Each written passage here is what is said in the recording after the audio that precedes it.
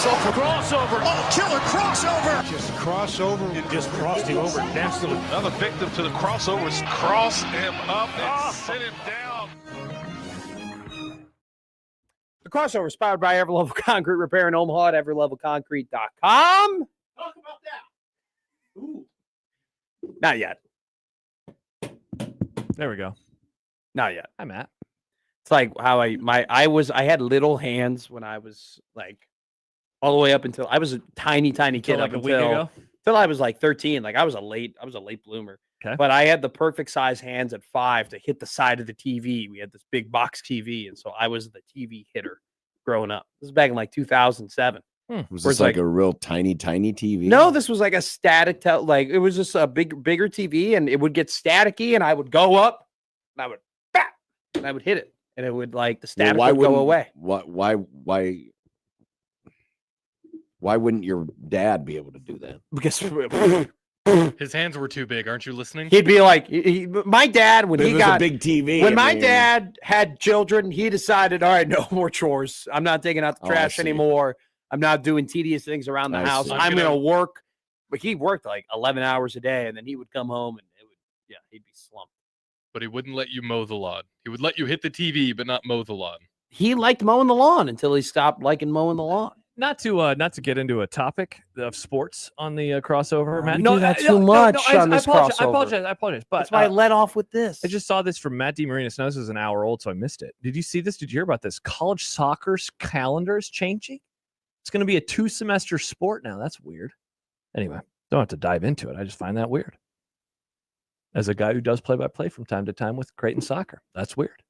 I've never proffered a thought about Okay. about soccer before. Okay. in Well, the college ranks. Hmm. Except that one time that super underdog ended up winning the national championship. It was their first national championship ever. It was like Vermont or some crap like that.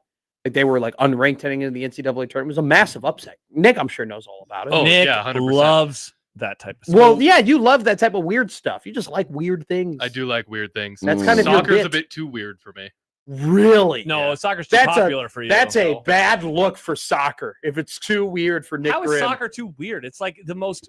kinda- It's just you kick a ball. And No, it's very weird. No, but Come like on. if you just boil down sports to like their essence, that is just kicking a ball. and you into a can net. you can make Well, an but that's argument not- that it's that's not probably all the what most you're talking normal. about, is It's it? I would on say it's the most grass. normal. I It's was got just saying that running. it was weird to make a joke bouncing off of what Matt said. Mm. In reality, I don't care enough about soccer to want to know about these weird things that happen. How in about soccer. we do the slice of college soccer now that it's a 2-semester sport? Excellent idea. I was dying in the car yesterday At when when John stepped on. when I could just because I know you two so well. I Oh. just closed my eyes and I just imagined Nick watching in silence, stunned silence, John explain what the slice was going to be before he was supposed The to. best part was I didn't have the video open, so I didn't see Nick's face as John was like, "Yeah, so here's what happened in X, Y, and Z." But the horror that had to exist on Nick's face. Oh my God. And I didn't even look at it either. I could just close my eyes and just see Nick just going.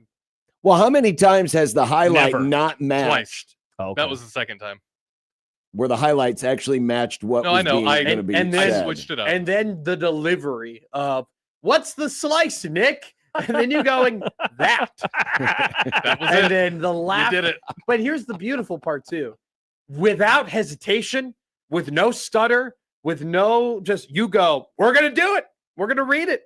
I do not You care. did a that great John job, Nick. I didn't already mean to step explained on it. you like that. I just assumed that was like an entry point for conversation, and then you were gonna branch off into No, and that's fair. I normally do Indiana that. State Yeah. did So why'd you something change last week. yesterday? Because I really wanted to talk about it, and I like that highlight. So I did thought John. It was a really funny highlight. John I really did. wanted to talk about it too.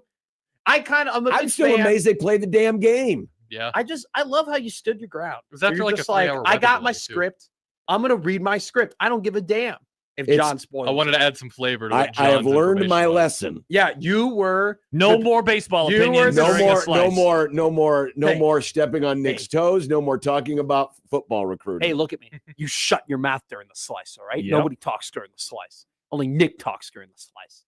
That's Nick's slice. Here's another sports-related thing, Matt, for the crossover. People get so upset me about having sport-filled crossovers. Well, They're like, man, when Happer did it, they would never talk about sports. I guess this is more TV show, but with a sports twinge to it. Oh, Friday Night Lights. They have announced season 3 of Quarterback on Netflix, which I love this show. I love this show. You don't want to know who the quarterbacks are? I'm going to tell you anyway. Probably Kirk Cousins for the 4th time. Wrong. But good guess. Has Kirk Cousins been on there that many times? Okay, this is season 3. They've done season. Can I guess? He's been on both seasons. Can I actually guess? Yeah. Drake May. Wrong. You're 0 for 2 already. Well, I was joking with the Kirk Cousins. Caleb would do this. Nope. Kyler Murray. Nope. Tua. Nope. Gino. Nope. This is great. You guys are just going to keep... Bo Nix. Nope. Brock. No. What? No. Kyler. No. I Tua. think you already said that. Oh. Nope. You already said... I said Tua. Just guessing the same names. Okay. All right. CJ Stroud. Nope. God, we're giving this more attention than it deserves. Trevor Lawrence. No. Tom Brady. Who are they? Who are they Roger doing Staubach. All right. Yeah. This is great. Jaden Daniels. Phil Sims. Who cares? Okay, I'm just telling you So, the name. It's not my choice. It's just going to be Zeke about his mom. Bratkowski. Look at his mom. Jaden Daniels' Joe mom is everywhere. Flacco. Is Joe Dieter January Brock in Joe. this season of quarterback? Is who? Dieter Brock? No, John. Now, are they going to have to be... do they Steve have Fuller. Let me name the other two. Okay. Baker Mayfield I like him. and Cam Ward in that cool touchdown pass he had against the Rams. Wait, they have 4? They always have 4. They always have 4? Maybe they had 3. No. They've had 3 before. With Joe Flacco, did they have to be really careful with the camera around him? Does he know what that is?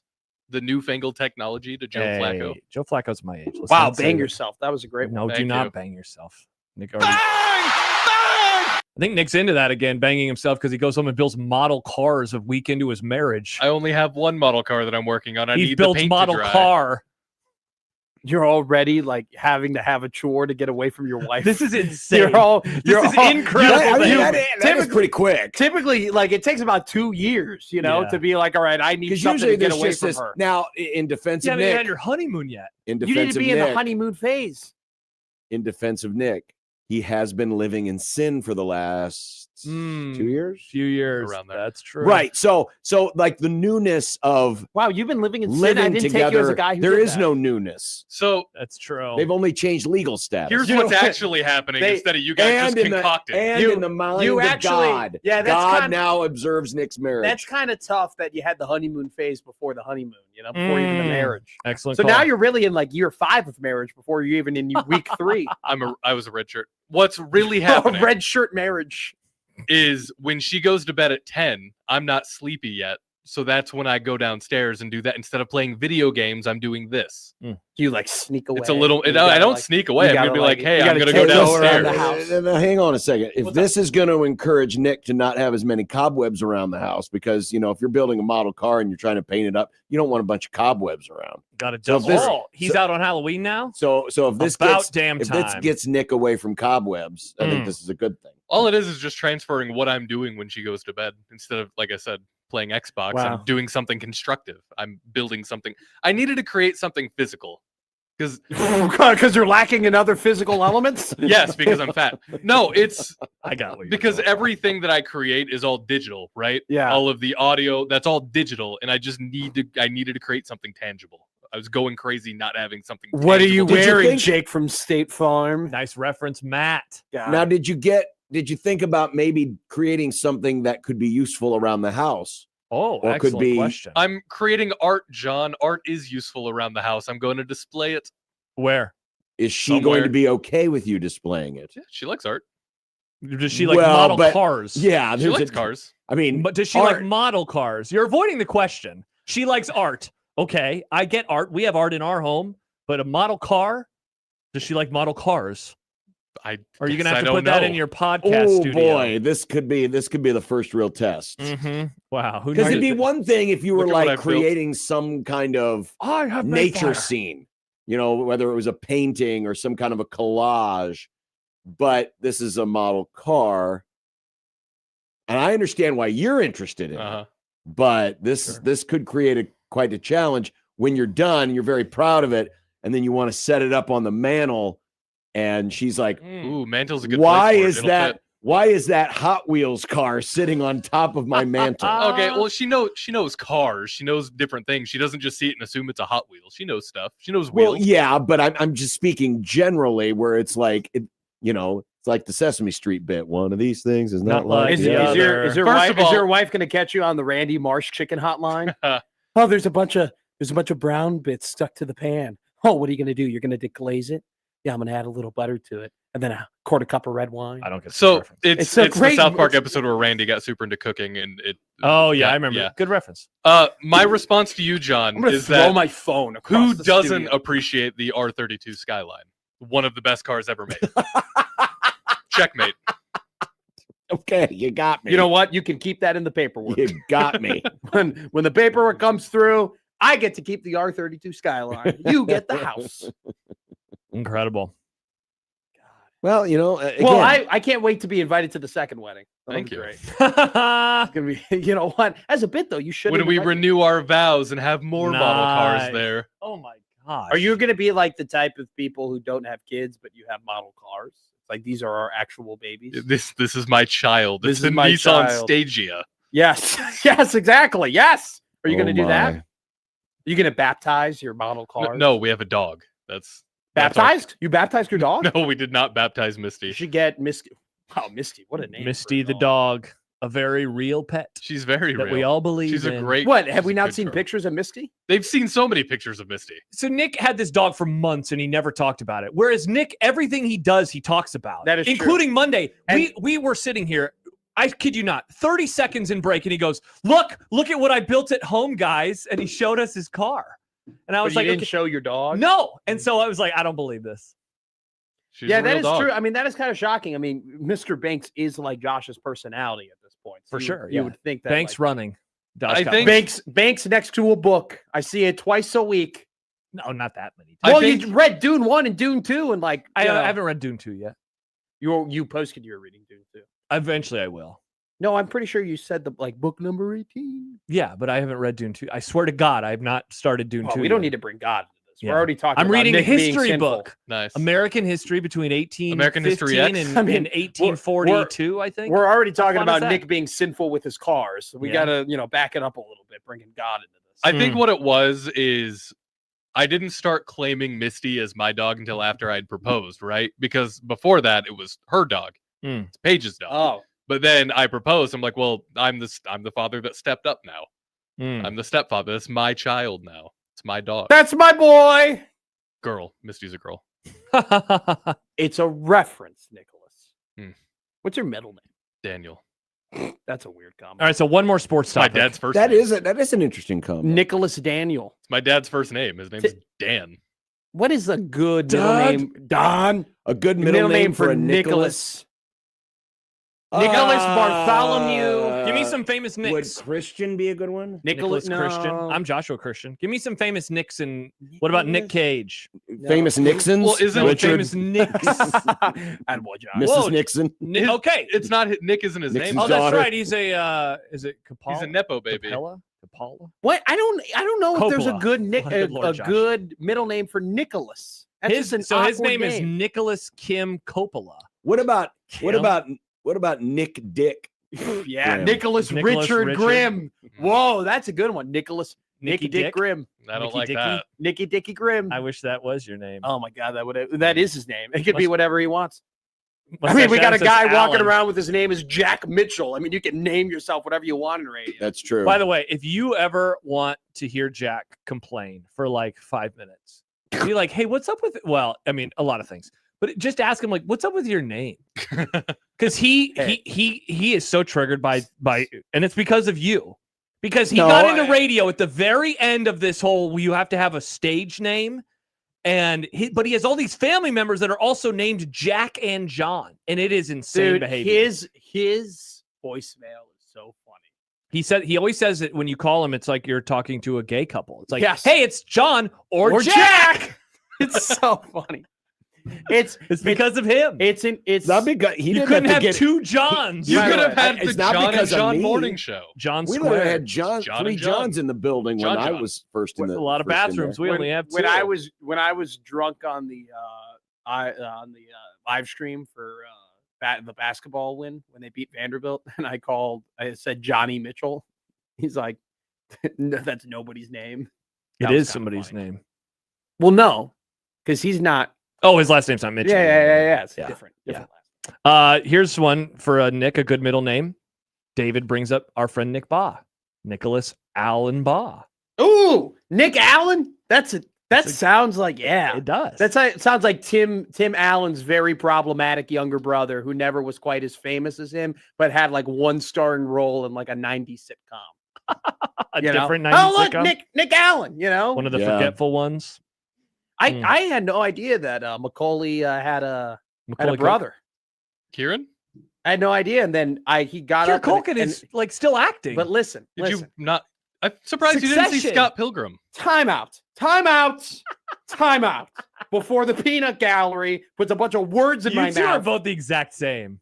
Let me explain my really weird point. Yeah, but I'm entertaining. Okay. Whoa! Wow. He gets up there. And Kieran I'm goes like genuine. he goes, Kieran Whoa. Culkin. And I go,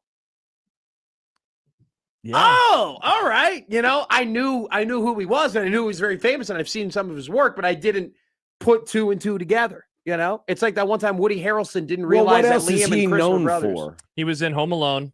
No, Kieran. Yeah, he was in Home Alone. Oh, I Kieran had was no in Home idea. Alone. Yeah, he was the one with the Fuller. Oh, Fuller that's the right. bed. I forgot about that. Yeah, and then he was obviously in Succession. Scott Pilgrim. He was in Scott Pilgrim versus the World, and then some other stuff too. It But would I mean, be he's more- understandable if you weren't familiar with his work. Macaulay's for sure more well known. Oh yeah.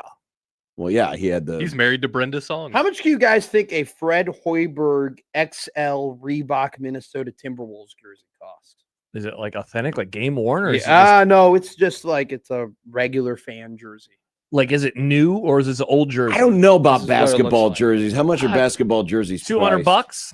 $74 for a Fred Hoiberg Minnesota. Are you gonna buy Timberwolves. it? No. Okay. I have noticed though that I buy my jerseys off of like DH. I would think- I would Send that hope. to Jack's son. He'd probably buy that. He loves wearing jerseys. Yeah. I would hope the Johnny- basketball he jerseys really are is a cheaper. You're basketball getting jersey, less for yeah. your money. I saw Johnny a lot in March, and he was always wearing a basketball jersey. He always was wearing. Like he'd go out, he was like going out to a bar, and he was like, "I got my jersey on." Is Thank- there? I mean, Thank God listen, that guy Jack's knows kid. like what deodorant is, because there are some people who are basketball jersey guys and they don't wear deodorant. How can you Gross. wear a basketball jersey and not want to put on deodorant? I don't know how you can exist and not want to put on Breaking. There are some disgusting humans who go to college. listen, I get the whole I don't understand why people wear jerseys thing. So not to jersey shame, deodorant. but Welcome are to wearing my- basketball jerseys in public like the dorkiest sports Yes. look? It is a very strange look. Yeah, This is It what I just- was it- saying it a couple just doesn't years work. ago. I don't know how to wear a basketball jersey. If I were You to gotta ever be get big one, I and wouldn't know buff how and to wear. strong. You really do. You really have to like. You You have have to my be in toothpick shape. arms. It's really only thing. It's really you used to can be able only to, do I it can't. when you're playing the game. I also That's the got- only place it looks normal. Maybe I got, over a I got sweatshirt? bad skin too, so it's like I We've try noticed. and I don't have good skin. So never. Now I do wear a Tank hoodie tops? and then maybe I'll put a basketball jersey over my Okay. hoodie. I've done that for parties before. Yeah. Wow. You know, Party. Wait, we had for junior year for, hoops jerseys for junior year high school homecoming. It was jersey themed, and I wore a brand. Our after party for high school homecoming was jersey themed, and I wore a Brandon Jennings Milwaukee Bucks jersey. It was a white Brandon Jennings jersey. This whole Sick. sentence is What, you didn't have an after party for high school no. homecoming? We didn't do themed jersey nights for after homecoming. What, you never have a themed high school party where it's like, hey, it's Hawaiian themed? I actually don't tonight, think or- I ever went to a themed high school I party. didn't go to a high school party. I mean, there was some high school parties I went to where the Building theme the was model get cars, drunk Nick? as possible. No, that this was is my first one. Typically, the one time my buddy invited me over, and I had my mom drop me off at like the place the party was at. She drops me off. My buddy Tim walks across the lawn with a literal 30 rack of beer right in front of my car. What'd right your in front mom of my do when mom. she saw And that? my mom looked at me and goes, "Do you have the Uber app?" And I'm like, "Yes, I do." She goes, "If you throw up inside my house, I will end you." And I go, Wow. "Okay." Oh, I'm like, "Sounds good." And so I walked in, she went home, and then, a couple hours later, she was You like, threw up in "Are a car." you alive? Are you okay? Are you in jail?" I'm like, Mm. "No, I'm not. I'm coming home." no, That I'm not did happen. alive. No, I'm And so not Tim, okay. I still hold it. My mom has now gotten to know Tim too. and she will bring it up to Tim Mm. and be like, "Hey, you're the idiot who walked by my car with a 30 rack of beer when you were 17 years old." But the real question would be for the party goers is why did you have your mom drop you off? Well, Excellent question. We were coming. I was coming John. home. I was coming back from a hockey game, and it was on the way back. And so I was just like, "Hey, can you drop?" So me you off? so you went straight to a party from a hockey I game? took a shower, John. I took a shower, a long shower. Stinky Matt makes. I'm sure you did take a long shower. I know I scored that night. A goal, not Boy, anywhere we else. know. Don't worry. Yeah, We don't weren't- worry. we weren't We were That definitely was not not thinking as that. bad. scored.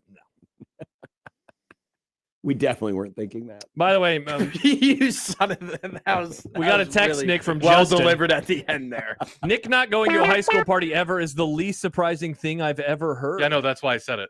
I'm surprised, honestly. Like I thought you were like a cool guy. No, he mine- had garage practices, garage band practices. So I lived in the middle of nowhere, and my mom had a rule where she's like, I don't care what you do as long as if you're gonna do something, do it here. I would rather you be here at home. So you just drank by yourself in your own. No, I would invite friends over. I'd have get-togethers. I wouldn't go to like parties. If you invited them over, was it not a party? No, it's a get-together. Interesting. Yeah, we have a gazebo in our backyard now. That's where we drink. Cool. Get hammered at the gazebo. Bunch of Whose backyard? Like your current backyard? at home Oh, in okay. Chicago. You're in your Well, I can't- 20s now. You can drink inside like a normal Gazebos are a thing in Skokie? Well, we had an Big open backyard and we built big a gazebo. That's the whole town. backyard. Is just the gazebo. Literally, I was going not to a- say, not I a mean, joke. if it's any decent sized gazebo, it's probably it taking was up a the whole little. yard. I'll be real with you. I had a moment where I was at my house and we were hosting a lot of people on the Sunday of Mother's Day, and so I had to like what? He played a funny drop. That's Sorry, all keep right. going. No. We go were ahead. there and I had to put the dishes away. And we were getting to the point where I didn't know which specific dish went where. Like the place had kind of like, we used to put things in different places. And it hit me. I'm like, wow, I'm a visitor in my own house. Like, I don't even know where things go anymore. I was like, this is ridiculous. And I was like, I don't live here. Was your I don't live here. muscle This is not- memory gone or did they move They things? move crap everywhere. Mom put That's insane to The- change your Dude, kitchen. Yeah. That's she insane put behavior. The where the big pots used to go is now where all the water bottles went because we have two women in the house and they're obsessed with collecting water bottles. People And so love we- water bottles. we It's had- ridiculous. it's We have insane a to me. billion tumblers. They had a new there's a new water bottle now where it's like you can sip it, but you can also tilt it. It's crazy. Yeah. Pepper had one at the game yesterday. Paige has one of those. I've never seen this or It's heard about this. Why? I don't want one. Thank Please. you. I don't. I just Thank no. I am fine. I can't wait till with we go to this. Roncalli and they're Dude. like, check out this brand new water It's bottle. kind And of I'll fun. say I'm not thanks, gonna lie. guys. I'll just keep my You, OG. you think I'm a child now? Yes. Oh. I still use the Gatorade bottle. Where it That just- is insane behavior. like for the College World Series, you will see me with Oh, the but it Gatorade. gets so warm. I didn't realize until I was an adult that you could just buy those. I thought that was one of the things that only like high schools would get wholesale. For What? like the green Gatorade water Oh, bottles. yeah. I thought that was like a high school whole store thing. Mm. No, you go to You just get them at you go to Target. Dick's Sporting Goods. Yeah. By the way, so Stibbs just commented, I broke down and got is it an Awala? Owala. Awala? They rock, but you only need one. So it looks like they're not that expensive. only need one. I should get one. Then of why these. do people have 19? I don't know. Dude, we It's a don't great put question. the tinfoil where we used to put the tinfoil.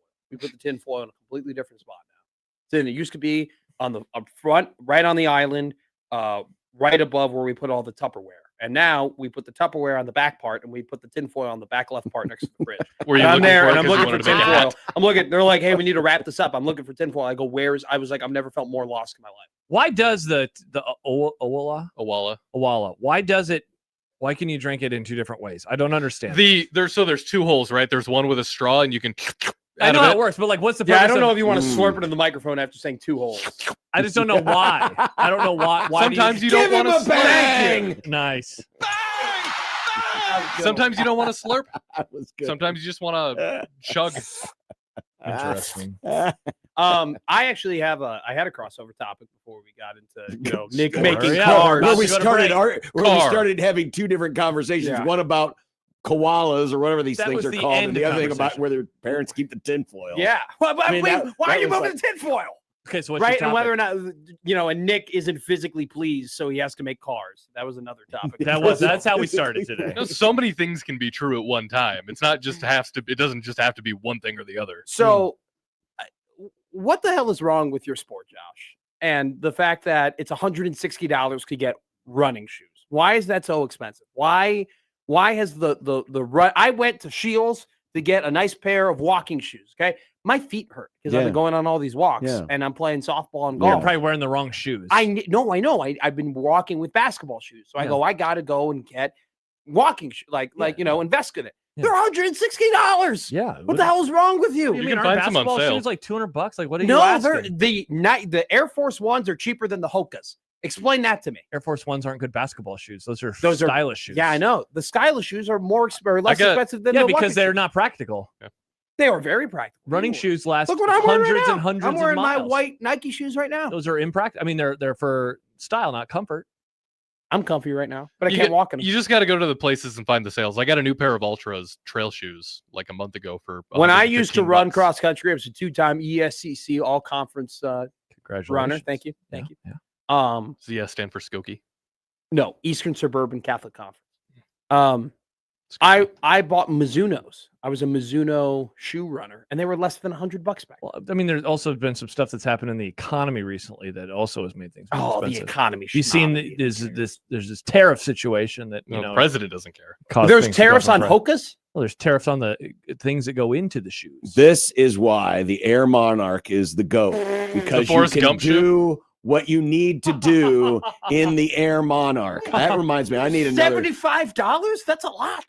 No, it's not. For no. shoes. For shoes, that that's ugly pretty cheap. shoe? Well, I mean, No. because There's it's ugly. There's 56. These are not ugly. These are handsome. These were 45.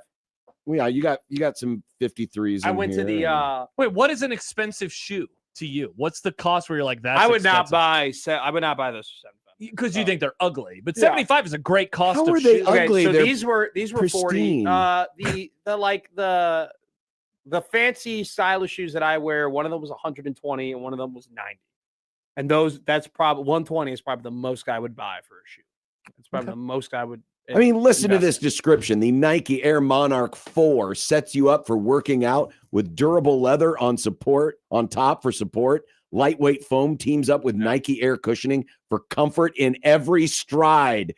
These are the freaking all-weather tires of shoes. These are the Why aren't tires you wearing them get right now? for 75,000 miles, and they're rock solid. The Ford Ranger of shoes. No, The Air no, Monarch. do not insult the Nike Air Monarch by The calling it Toyota that. Camry of shoes. No, it these just lasts these- forever. These are the How many people Goodyear do you know Eagles, with man. 20-plus-year-old Toyota Camrys? I know 3 people that have 20-plus-year-old Toyota Camrys. I never talked to people Toyotas about last forever. Toyota Camrys. You would know. Toyotas do last forever. What great shoes! They're like diamonds. Ah, What's why aren't the you difference wearing them between right a now? Camry and a Because diamond? I don't have a new pair anymore. Well, you should put that in your cart and buy it right now. I'm here. The only problem is I don't want another pair of white shoes. They Why, get they have dirty other so colors? easily. They have other colors? They get so dirty. You know, but you can. I don't want to clean go them. all black. You either. can clean. It is your hard white to shoes. clean. Once white shoes get dirty, man, it's game over. No, it's not. You can put them in a tub with Look at these- look at OxyClean these and white let it shoes. soak for a few Yeah, hours. John, white why don't you shoes put dirty it in to a tub with OxyClean? I mean, that's the You- easiest way to you- clean them. You know how Get much a it load would of this take guy. to fill a bucket with OxyClean? That stuff's more expensive than unleaded gas. Get the powder and cut it. You get the powder, you fill it with water, put in the powder, put the shoes in, let it sit for a day, and then take them out. Where did you learn God, this? you are a mom. My wife, who cleans shoes because she runs. You feel Fascinating. like more powerful now. Thank you that for can the say tip. my wife. It's really cool to say. yeah. I you love like it. saying it. Yeah. You're gonna My- love saying it someday. My ex-wife. Which one? Yeah, I'm the over/under for me. I can is see you 2.5. being a 3-wife guy. Is it really? I mean, Wow. third divorce is going to be my horse name. 3-wife Matt. Mick 3-wife. We can Okay. tinker with that. We can fix that. Yeah, it's too nickname. many syllables. We're having our Preakness guy on Friday. I booked him today. I'm Oh pumped for you, my. man. Oh my! Last time he Which gave us- horse is going to win this one? Well, the bit is the last time he gave us a bunch of horses that lost, and I gave the horses that won. So now it's like, A rivalry. he's like a jobber. He's putting me over. All right, man. We got to go. We have Go. a guest coming up soon. you Bye. do? Great conversation. Scott You Document? do. Nope. Eric Sorenson. Our good friend Stitchhead. Baseball. We're talking baseball. John's going to scoop him, too. Get ready, Matt. The College World Series is in a month. Well, we will be talking about the college football preview magazine. I don't know how much you cannot and I wait. are. I'm doing other stuff this time. It's just I'm Yeah, running the Josh show, is actually baby. going to You and spend Schaefer. baseball time doing I'm baseball. Well, it might be just middays with Matt in the second part too. Look at that. I'm so excited. I hope you have a great time. I'm gonna have an awesome. The crossover was powered by Everlevel Concrete Repair in Omaha at everlevelconcrete.com on 1620 The Zone.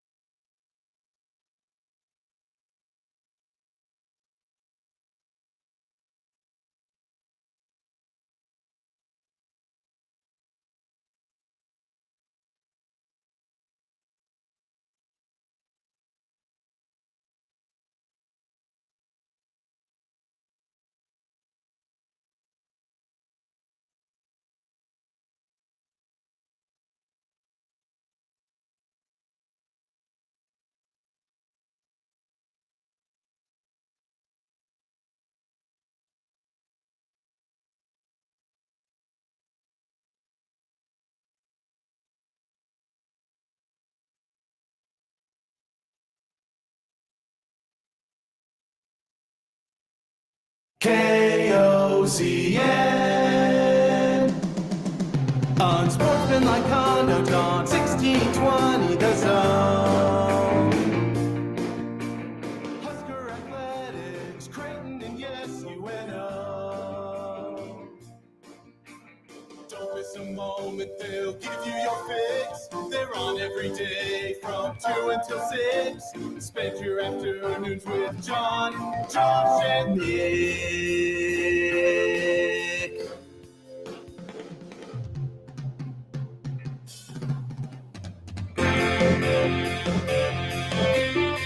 John, Josh, and Nick.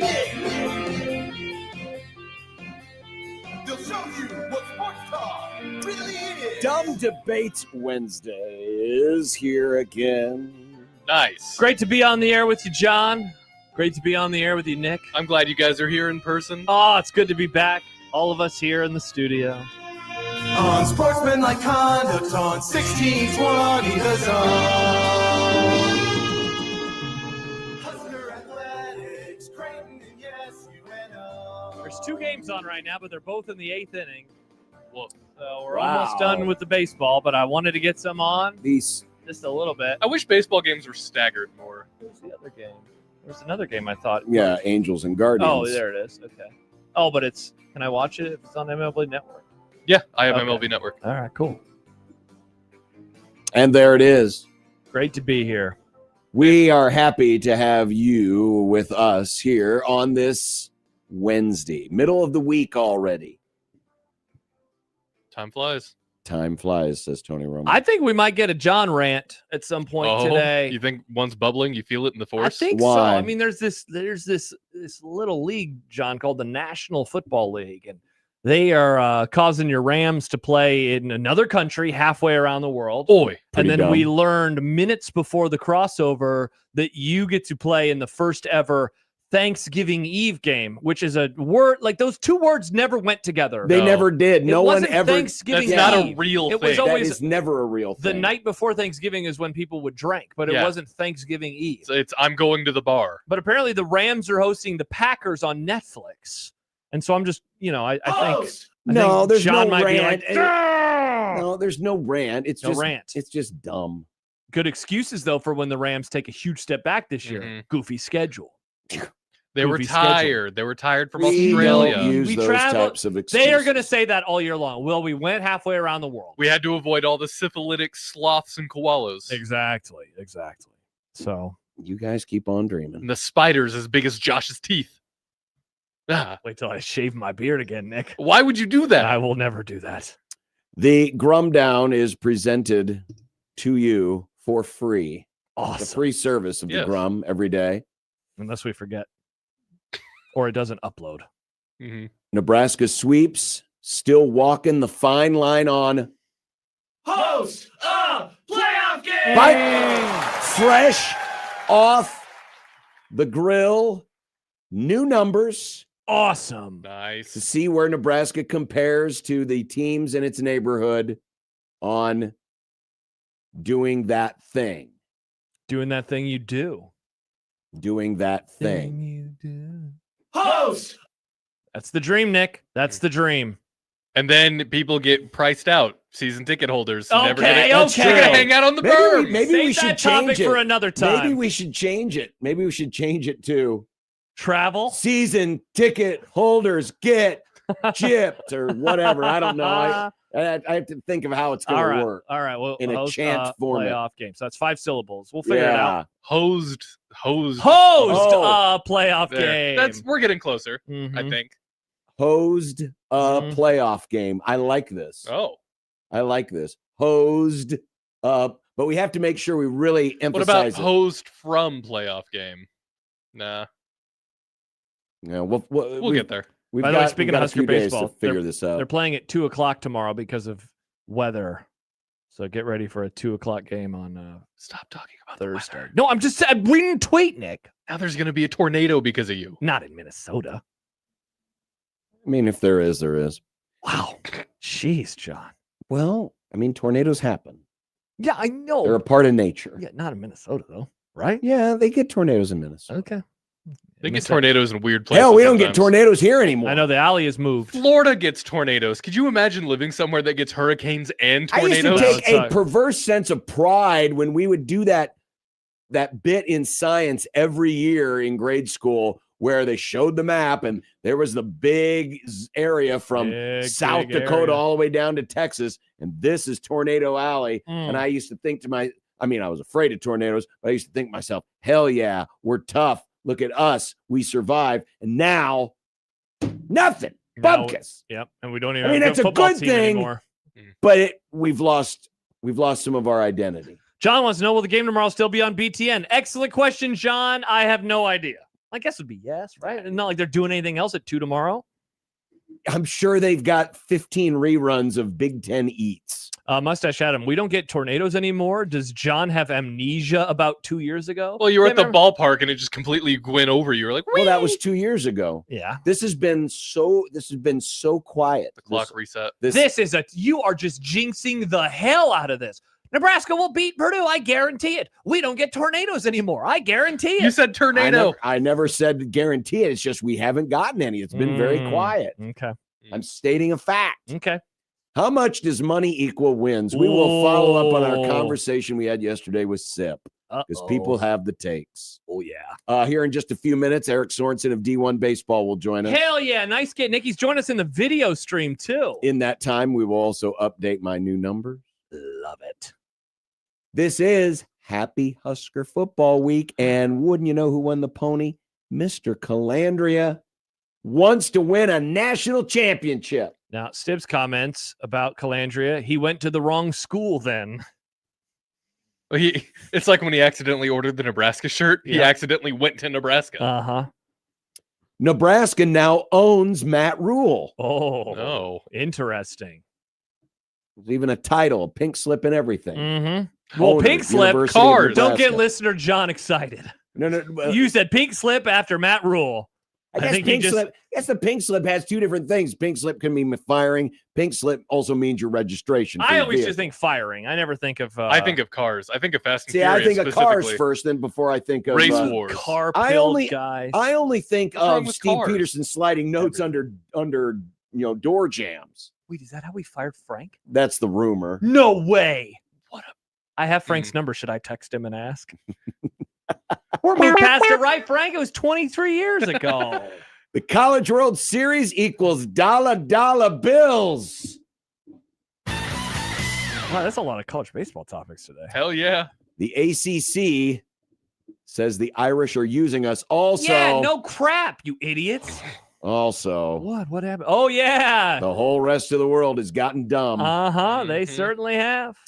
Speaking of dumb Oh, debates. Dumb debates. And the Dodgers are mortal. Wow. Listen They to how are happy he mortal. sounds. They are so bad. A Tony Vitello managed team can Yikes. whoop that ass. I was looking at power rankings yesterday, and the Giants were literally 30th out of 30 teams in the power rankings. Not great. Woof. Baymont says it. Who the hell associates pink slips with cars before firing? Yeah, Me. A couple of morons. I grew up in a car culture, not I a did fire too. culture. Good job. I did too. There are more cars in the world than people who've gotten fired. That is.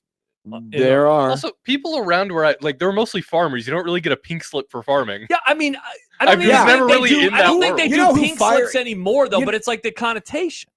You know who fires farmers? Who? God. President T. Yeah, both. Well, some people conflate the two. That's true. You're right. There are, well, okay, never mind. There are not more cars than people in the world, but there are a lot of cars. Be a Yeah, lot but of not cars.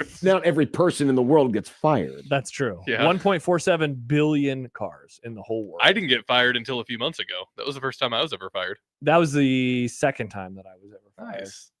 Remember, we got our. We all got that's right. fired. We all got Man, we fired should- on the we same could've- day. We got really- our pink slip. We could have had fun with that, posting it on like the We scrolls. could have. Look at what happened. Yeah, but you don't want to tease those folks. They Could have been funny. they're very serious and they take things very seriously over there. Mm-hmm. They definitely. You do. don't want to pull the rug out from underneath them. The Rug Boys. It makes The them Bull Boys? sad. You don't need to Mm. make them sad. Mm. They have football to do that, but not this week No. because Not this this is week. Happy Husker Football Week. And as we go to break, and we get ready to talk to Eric Sorenson. It's time for today's Happy Husker Football factoid of the day. Happy Husker Football Week, everyone. There is no place like Nebraska. Dear old Nebraska, you. This week, Unsportsmanlike Conduct presents Happy Husker Football Week. A week of celebration as we count down to the 2026 Nebraska football season. The last full season where patrons in the South Stadium will have to walk 96 steps to get to the nearest concessions and bathrooms. And now, Unsportsmanlike Conduct is very happy to announce today's Happy Husker Football Factoid of the Day. New defensive coordinator Rob Orich will be in just his second year as an FBS coordinator when he helms the Nebraska Blackshirts in 2026. But last year, he made a splash at San Diego State when his defense finished sixth in scoring, allowing just 15.4 points per game. The Aztecs led the nation in pass defense, allowing just 5.1 yards per pass attempt, while intercepting more passes than they allowed touchdowns. SDSU was also respectable against the run, with a top 35 finish in rush defense yards per carry. It was enough to carry San Diego State to a 9-4 record, with shutout wins over California and Fresno State, and losses to Washington State, Hawaii, New Mexico, and North Texas. Orich has brought two of his top tacklers with him to Lincoln, as linebacker Owen Chambliss and safety Dwayne McDougal will help shepherd in a new era this fall. Happy Husker Football Week. Turn that frown upside down. The season is less than 4 months away. From your Happy Husker Football Week official radio program, Unsportsmanlike Conduct on 1620 The Zone.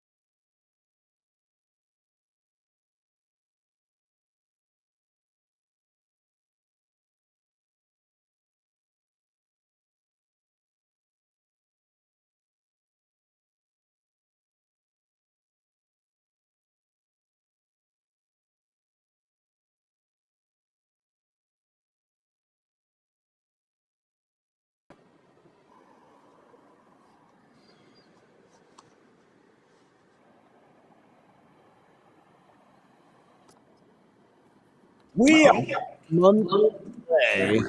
There we are. College World Series. Hey, A boys. month away. Hey, look, it's Eric Sorenson, What's up, everybody. What's happening, boys? Good to be on. Joining us here in the video stream wearing a Canadiens hat. I did not have you as a Canadiens guy. Well, I went to Montreal for my birthday last year and picked up the hat. But the thing is, I'm a big hockey fan, but just one of these damn centuries, can a Canadian team win the Stanley Cup? I'm getting sick of it. I mean, I don't want teams from Florida or Nashville. Come on. I want the Canadians. I want the Toronto Maple Leafs. From your lips to God's ears. Yeah, Eric. this has been an ongoing thing for the Grum for years now. It's like, come on, let them win their own sport for once, for crying out loud. That's right. Yeah, it's like except when it's Team USA, then we don't root for Canada. But other than that, that's true. Okay, that's true. Eric, where are you communicating with us from today? From my holding cell at the LA County Jail. I'm here at my house in Los Angeles right now. Fantastic. Well, you were out on the coast, of course, last week for the UCLA Oregon series, which got very, very chippy. What got into these teams, or has this been something that's been building over years? Yeah, it's kind of. I'm just glad you caught that. I asked Coach Savage, John Savage, the UCLA coach, afterwards. I was like, things got kind of, like you said, chippy is a good word for it, for the Saturday or Saturday and Sunday games, the last two games. And I asked him after the Sunday game, I was like, is there a history there? Is there something, has it kind of been testy between you two over the years? He kind of sat back. You can see me doing this, not on the radio, of course. He kind of sat back in his chair. He goes, it's been this way for like the last 10, 15 years. I'm like, wow, okay. I didn't know there was so much animosity. I'd expect more from USC and UCLA than UCLA and Oregon. But yeah, I think it's just kind of one of those things where a little too much testosterone got going with these guys and in their competitive streaks. And just kind of spilled over a little bit. Nothing is kind of good that there was nobody getting kicked out because if you get kicked out of a game, you're suspended for, I think, the next two or something like that. And you don't want that this time of year. John Savage was saying as much as that in the post game last week too. So, but yeah, these guys were a little feisty. Eric, we have talked for years around here about the Big Ten and their approach to college baseball, and now they have these West Coast schools. Now they have these West Coast schools that are obviously very invested in the sport, who have had historical success in the sport, and are going to continue to put a lot of money into the sport. Do you think that this is something that will actually change the Big Ten, or is this just something that you have these, four schools, certainly three of them this year on the West Coast, that are going to be doing their own thing, and it's not really going to drag anybody else along with them in the process? No, I think it's interesting. You kind of look at it, and I think things have kind of changed a little bit already, to be honest with you, just because of the way Nebraska's played this year. Obviously, they're second in the conference right now. Purdue's got a good RPI. Michigan's got a good RPI for getting in the NCAA tournament. So those three teams from the old, if you want to call it old footprint of the Big 10, sorry. I think they've all upped their game. And the other thing I've been saying for years is the Big 10, even before the West Coast schools came in, the Big 10 in the past 10 or 15 years, for Nebraska, it probably goes back about 20 years, but they've all built either new stadiums or built their old stadiums up, put a significant amount of resources into building up their facilities. And I think it's paid off. I think the Big 10 has gotten better. It's not up to Big 12 or ACC or SEC numbers yet, of course, but I think these West Coast schools have kind of said it has kind of enhanced it a little bit more. But I think the Big 10 has been kind of coming on in the last few years anyway. So I'm really glad to see some of these teams from the old footprint doing so well this year, and I think it's going to continue in the years to come. Talking with Eric Sorenson, who is Stitchhead on Twitter, of course, working with D1 Baseball, covering college baseball. Going back to the Bruins for a moment, all their losses are to West Coast schools, though very early in this season, they did beat Tennessee A&M, Mississippi State, all in the same tournament. When you watch the Bruins, their record is obviously gaudy, and they have a chance to set a modern era record in terms of wins. but just how good are they? I still sense there's a lot of people out there that think, but when it comes time to playing those SEC teams, they're not going to be ready. What is it that you see about them that makes you think, no, these guys truly are legit. They're going to come to Omaha and they're going to be the favorites, and it's for a good reason. Yeah, I think really what you just have to do is go to a UCLA game and see all the scouts that are sitting behind home plate, holding up their radar guns, checking the pitchers. It's just talent level. I mean, I guess it was 3 years ago, John Savage had the #1 recruiting class at UCLA, and this time all of them stuck together. All of them stuck together through the freshman year where they only won 19 games, and then last year, they made it to Omaha, turned everything around, and this year they're just a well-oiled machine. Now, I will give you this much, John, the fact that, I would love to have seen what UCLA would be like this year against the Pac-12. I'd love to have seen them play against Oregon State. Arizona State's good this year. I'd like to have seen that. Even Stanford and Cal are decent, but I'd like to see how they shake out. And now we got this crappy Big Ten thing where they playing league games against Maryland and Rutgers. So anyway, yeah, I'm kind of straying from your question a little bit, but yes, their talent level is A++, and it shows. I mean, they're not leading the country in team ERA. I don't think. I think they're right up in there, but they are leading the country in fewest runs allowed per game. And again, I would like to have seen them play more Pac-12 teams, and they're doing it against a lot of Big Ten teams, but they still got a strong strength of schedule. I think their strength of schedule is in the 25, 26 range. So you can't argue that either. But yeah, they're a great team. And one thing I will warn, though, is like in 19 when UCLA was #1 from beginning to end, and in 21 when Arkansas, and 22 Tennessee, they went wire to wire at #1. All those teams lost in the super regionals. So you kind of have to keep that in mind. No matter who UCLA gets sent or who they send to UCLA to host a regional, it's still dangerous. It's still the time of year when anything can happen. But I don't suspect they'll crap out. I think they'll be back to Omaha again. I'd be really surprised if they don't. Eric, you mentioned Oregon State in that answer. Only independent in the sport. That what have you made of them, given the unique challenges that being an independent in college baseball presents? Yeah, the thing about Oregon State that's kind of helped them this year and last year especially is just how many road games they've had to play, and of course they're good, so they've piled up, what was it, like 40 some odd wins. I think they're over the 40 win. Yeah, actually looking now, 41 wins. And a lot of them have come on the road, and that really helps you get a little bit of a bump in the RPI for road victories. But yeah, they pitch, and like I just said, or like I said about UCLA, they pitch really high level. They did lose their Friday starter, Dax Whitney, just 3 weeks ago, I guess it was. But if there was a team, like Mitch Cam, the head coach, even said, if there was a year where we could lose a guy like Dax Whitney, this would be the year, because their pitching staff goes 8 or 9 elite arms deep. So they're worthy.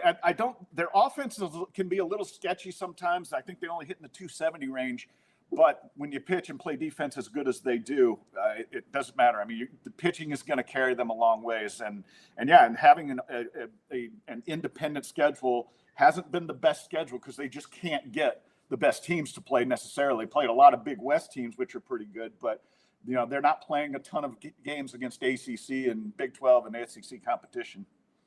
Eric Sorenson of D1 Baseball joining us on the Prairie Flower Casino Zone hotline. One of the big stories of the last week, 2 weeks really, has been the RPI teams who have canceled some games. Kentucky has done it. Many other programs have canceled these games. Do you think the committee needs to use this year's selection process to make an example of those teams? Or is this just a product of they need to do a better job of having a better selection curriculum, aka get rid of the RPI or at least change? Oh yeah. If you don't get me on that subject, the RPI is awful. It's a basketball formula that was forced on baseball, and I'm going to go on this tangent for just a second, John. But college hockey got away from the RPI. They're two computer programs away from the RPI. Basketball went to the NET now, I guess, right? And so like those schools have already jettisoned the RPI, and I just wish baseball would, because it doesn't make a distinction between a Friday night game and a Tuesday game, and you're throwing your best guy on Friday. That's the best presentation of your team. But yeah, the other part of it, to address your question straight on, though, is that I just wish coaches would stop scheduling midweek games in May. Just end it all in April. Don't schedule them in May, because you're going to make yourself and other people angry when you get matched up against a crappy team who has an RPI in the 250 range. And Oregon is kind of a team that's guilty of it too. They canceled 2 games this week against Grand Canyon. And normally Grand Canyon's a good team. They're in the NCAA tournament. And the last few years, but this year I think they're in the 220 range of the RPI. So, yeah, I just wish and also, yeah, I think they might make a little bit of an example of people. I don't think they should this year. I think they should put out a warning this year, and then next year start saying, okay, we've seen enough of this crap. This time we're going to penalize you guys for not playing, Bethune-Cookman this week. So we're going to penalize you. So, yeah, I think that's something that does need to change, because it's embarrassing, and it's not fair to the players that, and the teams that some of them rely on getting money from these schools to go play them, even if it's a midweek game. Eric, obviously anything can happen once we get to the tournament, but I wonder, when you look at the top of the sport right now, how many teams do you see in kind of that upper crust? Like, is it the 2 Georgia schools, Texas, North Carolina, UCLA? Is it fewer than that? Is it more than 5? Like, how many teams are in that top group for you? Yeah, for me, it's probably the top 7 or 8, and the teams you mentioned, UCLA, Auburn, Georgia, the Georgia schools, North Carolina. But I'll put this warning out there, because a few weeks ago when I got asked a similar question on another radio show that's not as good as your radio show. Thank you.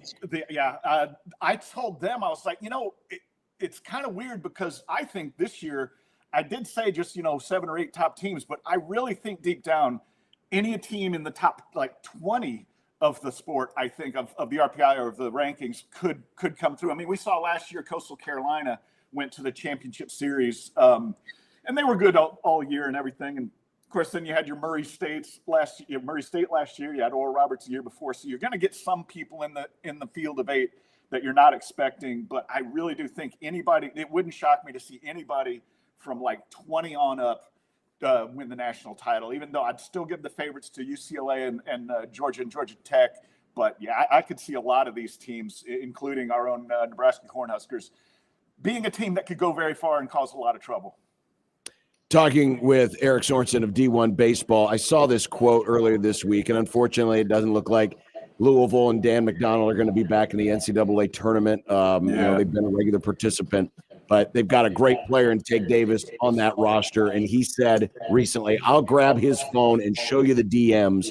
There's an open checkbook for him from so many programs. And of course, he's talking about tampering with a guy who's already on his roster.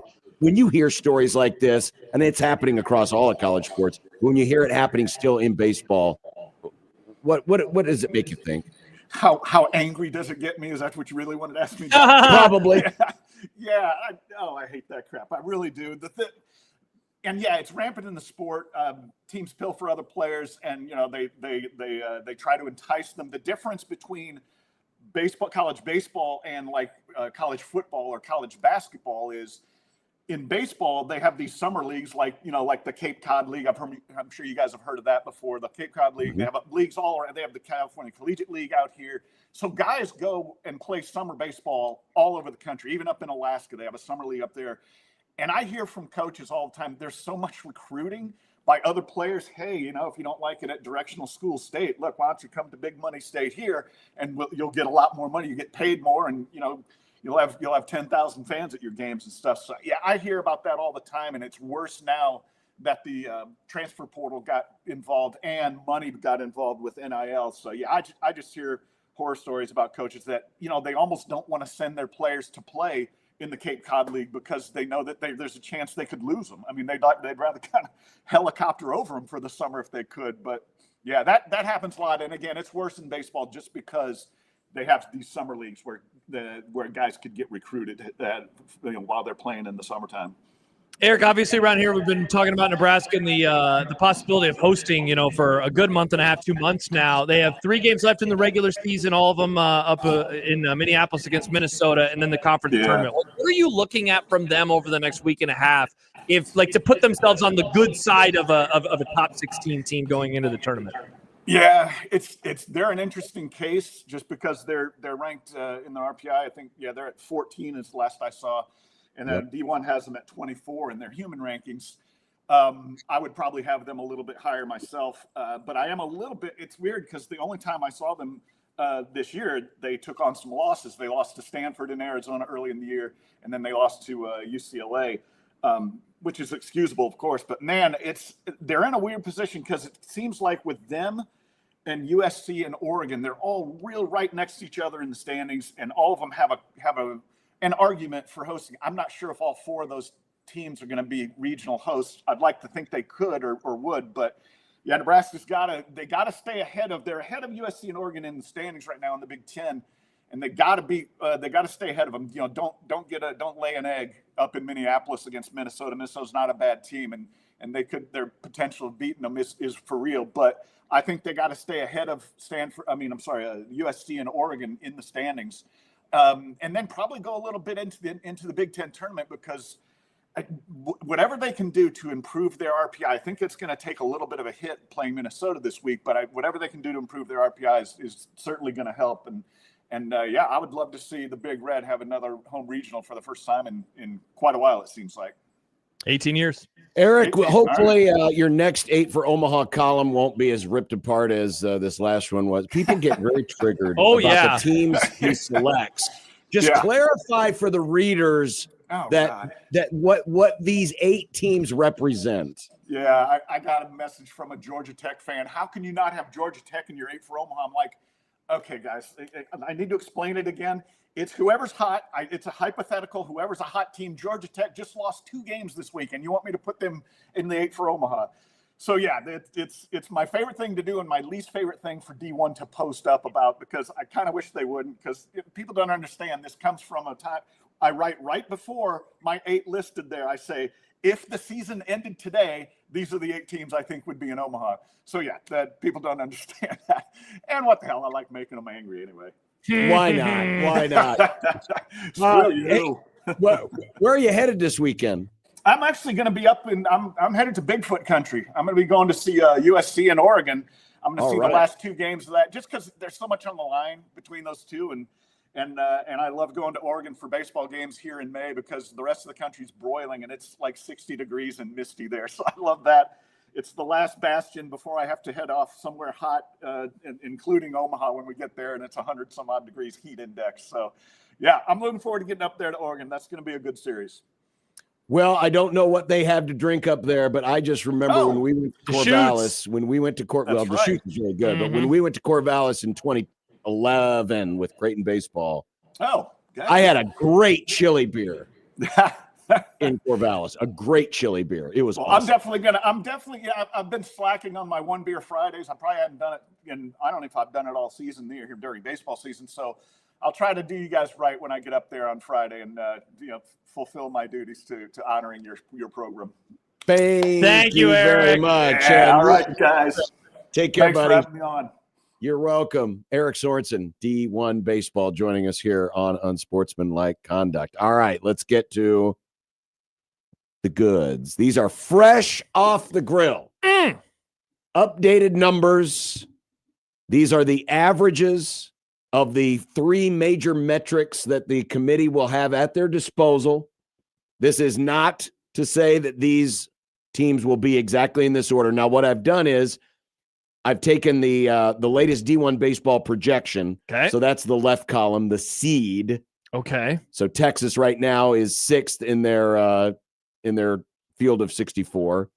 Oklahoma State is 22nd. Nebraska's 20th, as you heard Eric talk about a little bit ago. That's where they're projected to be in the field. So these are the teams I consider in the running for those host positions. And again, as always, we keep having to add the caveat. There are 5 teams above these teams. So when you have the average rank of 1, it would technically be 6. Right. Yeah. Well, it says I just want to explain, because people are like, where? That's what seed means. But down at the bottom, UCLA, Georgia Tech, Georgia, Auburn, North Carolina, they're safe. They're fine for right now. And when you look at the average right now of these 17 schools, Nebraska is 12th in terms of average ranking when you factor in the RPI the Diamond Sports Ratings, and the KPI, which we talked about with Farron yesterday. So literally one spot out. One spot out. One spot out. In fact, I did put it in order here. So your 6 through 16 seeds, if the committee did it this way. The committee obviously doesn't do it this way, but if they did, and this is just a way to compare, how do the metrics, how do the ratings see these teams? Texas would be the 6 seed, Florida State the 7, A&M the 8, Alabama the 9, Florida 10, Mississippi State 11, Southern Miss 12, West Virginia, who just they weren't even in this last week, but they swept Kansas. They swept Kansas, yeah. They swept Kansas, so they shot up. Ole Miss 14, Oregon State 15, USC. This is where I get my soapbox. I was going to say we're all triggered with you. Hasn't beaten anybody yet. Maybe and the Nebraska swept Stitchhead. Maybe Stitchhead will get to see USC's first Q1 victory. Maybe. Probably not, though. They'll probably get swept again. And then Nebraska just one spot out, followed by Kansas, Arkansas, Oklahoma State, Oregon, and Coastal Carolina. When you look at it this way, and you look how close it now, Texas is almost in a class by itself. They're 4 spots ahead in terms of the average ranking than Florida State. But look how close it is, especially when you get in that 12, 13, 14, 15, 16, 17, 18, 19 category. It's not that far off. It's not that far off. So when we switch it back to the first page, again, the DSR still doesn't like Nebraska as much. 23rd. The RPI likes Nebraska better. They're 14th. And the KPI has Nebraska kind of stuck in the middle at 17. So that's where they are sitting right now. I said it last night on our broadcast with Connor. For Nebraska to feel safe, this is not to say that this is what they have to do to get in as a host. But I think for Nebraska to feel safe going to a week from this Sunday, I think they need to sweep Minnesota and win at least a game in the Big Ten tournament. At least a game. It so depends, that'd be 4 more and it wins. depends on who they play too. So I guess we don't know who they're going to play yet, but I would think if they could, get to that semifinal level or finals level at the Big Ten tournament and sweep Minnesota, that's how I would feel safe that Nebraska is hosting.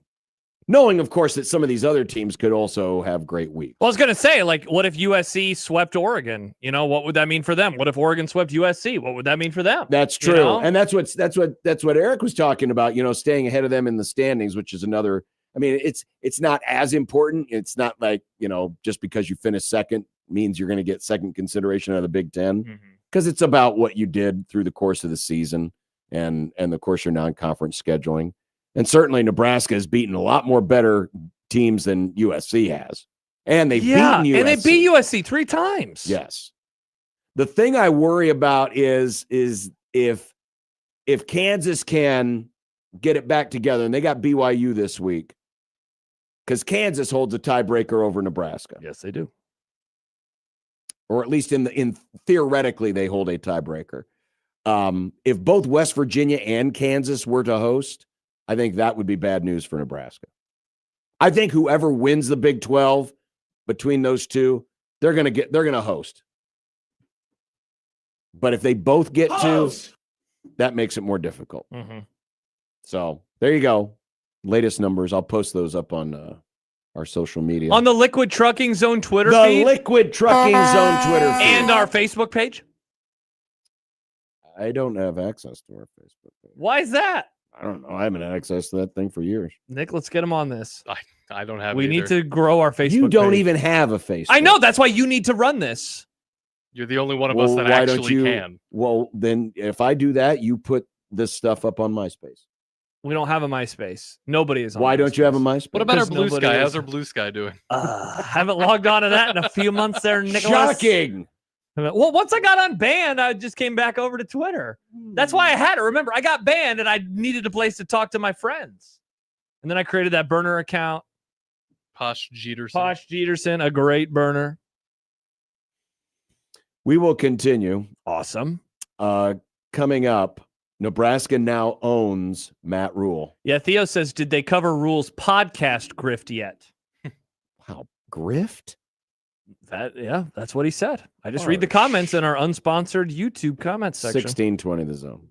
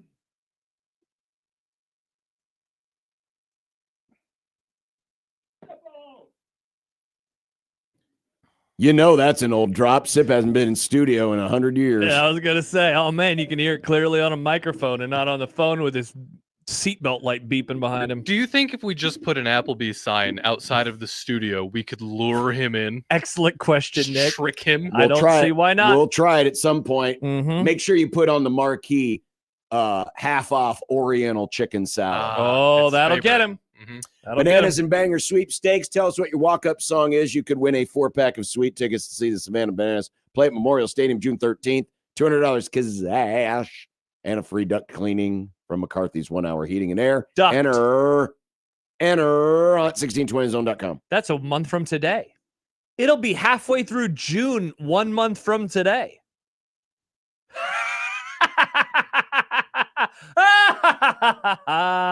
It's another day closer to sadness and really bad decisions. Are you talking about the Rams playing on the night before Thanksgiving? Thanksgiving Eve, John? Boy. What? Better. No, that's Australia. Great teams play the day before Thanksgiving. Mid teams play on Thanksgiving. Wednesday football. What a joke. We found out today that Matt Rhule's contract is just a little different. He has sold himself to the university. He is now bought and paid Sell for. out. He is owned. Well, his intellectual property rights. They own his NIL? They basically own his NIL. Do they have to show this to the CSC? Yeah. That would be funny if they did. So he has two contracts. He has his personal contract. So like his normal contract. And then a second contract that is between the school and Rhule's LLC. Have you ever heard of this? MRJR Ventures. Oh. He established it in Delaware in 2018. I'd never heard of MRJR Ventures. Well, you have now. I have. MRJR Ventures. Or maybe it feels gross to say for some reason. I Or don't maybe know it's why. merger. Oh, I wonder. Merger. I figure that I figure that the MR stands for Matt Rhule. So who's the JR? And who shot him? Get it, Nick? What's his It's son's a Dallas name? joke. What's his son's name? Is maybe between him and his son? No maybe? idea. Jet Rhule. Okay. I don't know. Yeah. Jet It's Rhule. MRJR. We'll call it until we hear otherwise. Bryant. But the Basically, Jay. the deal pays roughly 19% of his 2026 salary and 25% annually after that. When he makes $10 million in 2027, $7.5 million will go to Rhule, $2.5 million goes to the LLC. So he's basically splitting his money off into two places. His contract was tweaked, not rebuilt. The deal with merger or MRJR Ventures lays out duties performed for the payouts, which include attending fundraisers, giving promotional speeches, podcasts, and appearing on programs such as ESPN's Pat McAfee show. So like the attending fundraiser thing, you know, people are often critical of Rhule for like going to Madison Square Garden To watch his beloved Knicks. Could that be involved in the fundraising? Absolutely. Going to a concert 2 nights before the Penn State game. Could that be? Absolutely. Could that count in that? Interesting. Absolutely. Okay. Apparently, other coaches have done it. In fact, Mitt Winter, who is a sports legal It's guy, a person, Nick. I know. it's a real person, Also, just a said, name. tweeted out when he saw this link, the coaching contract setup is common. One contract that pays the coach for coaching services, the other that pays for the right to use the coach's NIL. I want to read a sentence, Nick, that you probably haven't read yet today. Okay. You're going to enjoy this. Does This it is have the Sam word McEwen. merger in it? No, it has Merger? Ed Orgeron. Huber. Remember how you used to say Ed Orgeron? Say Yes. his name. Ed Orgeron. LSU coach Ed Orgeron had the majority of his contract paid through the Rosie Finch Boys LLC, for example. And boys was with a Z. The Rosie Finch boys. Holy moly.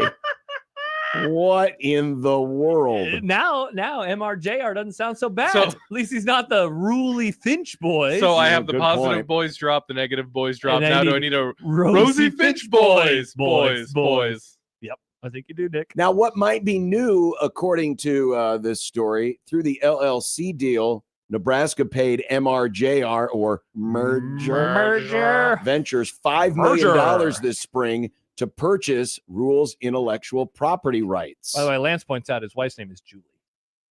You think that's the Oh, J? there you go. Yeah. Matt Rhule, Julie Rhule. Good job, Lance. MRJR. Good job. I hope they do call it merger. Merger. I mean, you could. Definitely could. They- Oh, wow. Lots of text coming in about Oh, I'm sure it is. JR. So in other words, Matt Rhule has sold his NIL to Nebraska as long as he is contracted with them. Sell out. Matt Which Rhule means is a sellout. Nebraska now owns House Rules. Thank God. Remember that phone call that we received during the When you football tweeted season? that, I was like, God, someone did call and complain about that. Why does Nebraska not make any money off of this and he does? That's you- not fair to Well, Nebraska. now they can. Do you think he was okay with giving them the rights to House Rules because maybe it's canceled? No, this definitely means it is not canceled. It's coming back. It's coming back. We just haven't seen it for a while. That's true. Again, reading from the article, NU now owns the House Rules podcast, which has more than 12,000 subscribers, with episodes routinely attracting more than 50,000 views. Nebraska could collect speaking Routinely? fees should Rhule be paid to give a speech, or it could put Rhule's face on a cup and sell it for profit. You can definitely do that. Well, you can. I Here's do. my cup. In all, We could get in Matt all- Rhule in all stickers seriousness, pointing. I I do did that. wonder today, now, given there is some. I know it's Happy Husker Week. I don't like. Yeah, to don't be acknowledge it. negative. Nick's going to have to bleep this there's whole some- segment. But there's some angst in the air. I mean, how valuable right now, today? And I'm going to use Michael's example anecdotally. Severe? Yeah, remember they? Oh, had yeah, the various fundraisers. they had the various fundraising items, and they didn't raise as much Correct. of some of the Matt Rhule stuff that they have in the past. Yeah, the footballs were not sold for a lot. The tickets were not sold for a lot, et cetera, et cetera. How valuable right now, today, Uh-huh. are the Matt Rhule property rights? They're great questions. And that's why, like, the timing of the contract, forget about if Penn State was actually interested or not. Mhm. But as Mike Schaefer pointed out this morning on Happer and Schaefer, that negotiation began when they were 5-1, or at the very least before the Minnesota game. And so at the time, like, the program was kind of coming off of a high of performances, right? Mhm. And then it is announced, and they lose to USC, they beat UCLA, they lose to Penn State, they lose to Iowa, they lose to Utah. And so whatever your view was, it really did change over the course of that last month and a half for a lot of people who are watching Nebraska football. One final thing from Sam's story, Sam McEwen of the World Herald. The agreement between Nebraska and Merger? Ventures is 13 pages and lists 8 services that Rhule can perform to fulfill the contract. I need you to do me a service. One day I might call on you to do a service. And the 20 sponsors he could work for, including Adidas, UNMC, Pepsi, the Lincoln Airport, Woodhouse, Valentino's, and Hy-Vee. Oh, you're gonna get the Rhule? It's a new type of pizza. Oh, I'd have to go to Val's, though. It's just crust. Oh, why is it just crust? It's just what it is. Oh, no thanks. I'm good. Now, some might, and I will defer to any of the financial experts in our audience. What is the benefit to Matt Rhule for this?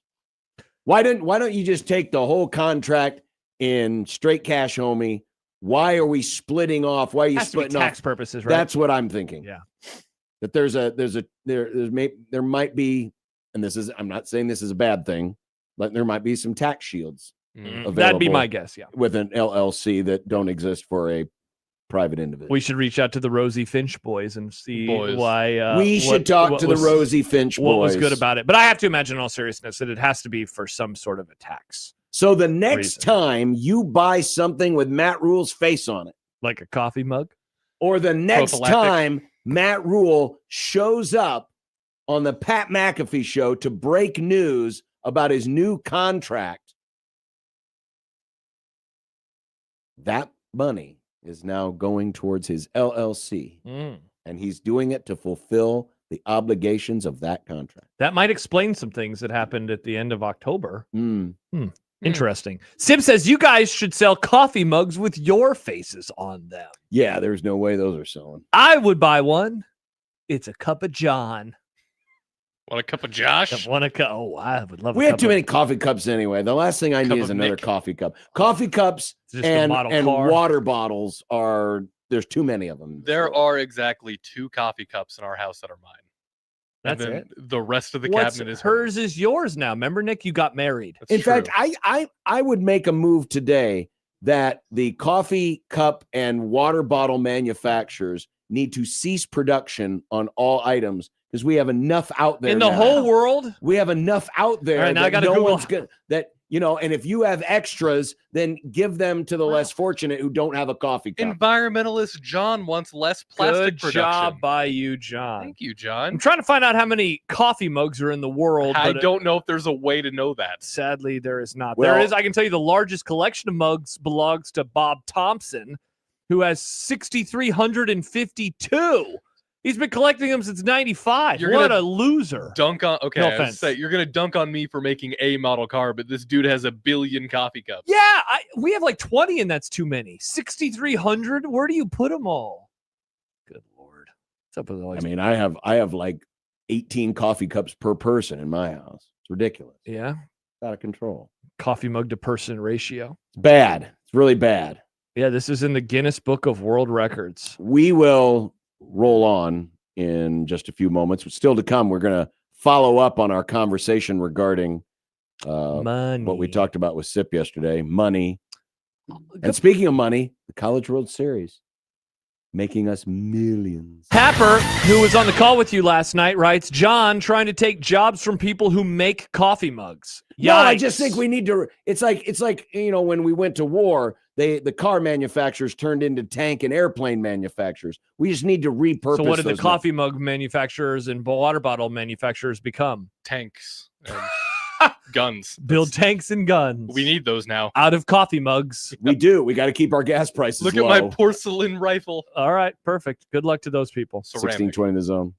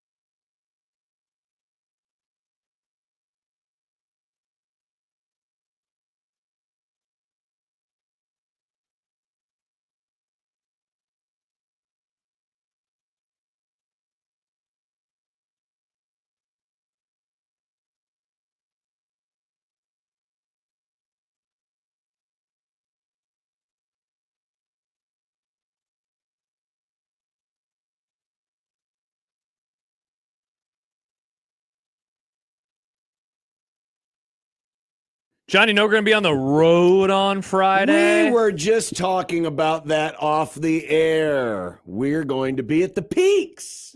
Twin Peaks, 180th and Dodge at the Village Point shopping area with the 29-degree tap beer. Oh, yeah. For a one beer Friday. Oh, yeah. A great selection of feud. Great feud, fun.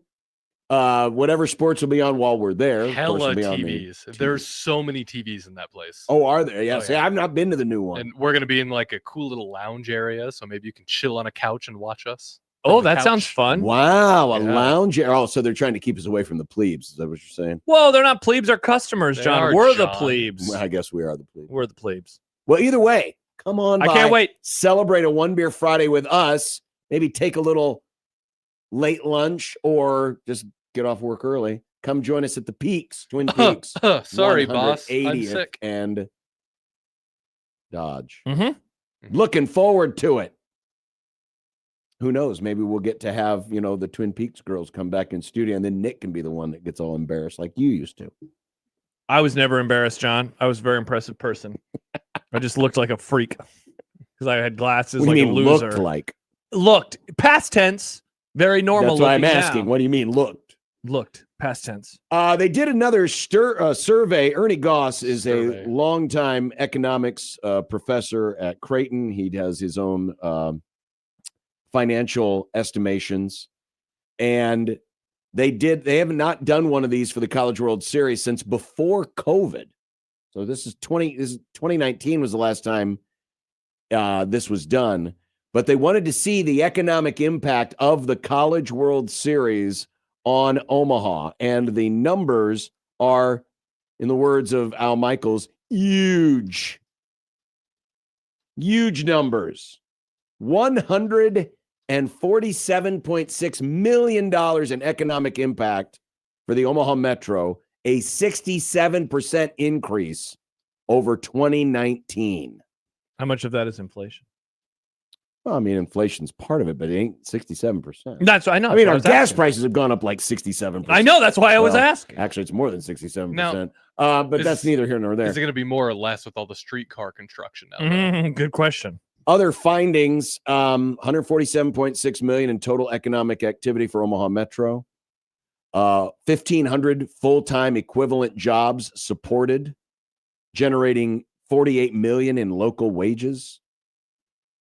Tax revenue, 14 million generated in state and local tax collections, thanks to all you people buying the Jell-O shots, including 4.5 million in sales tax and 3.5 million in property taxes.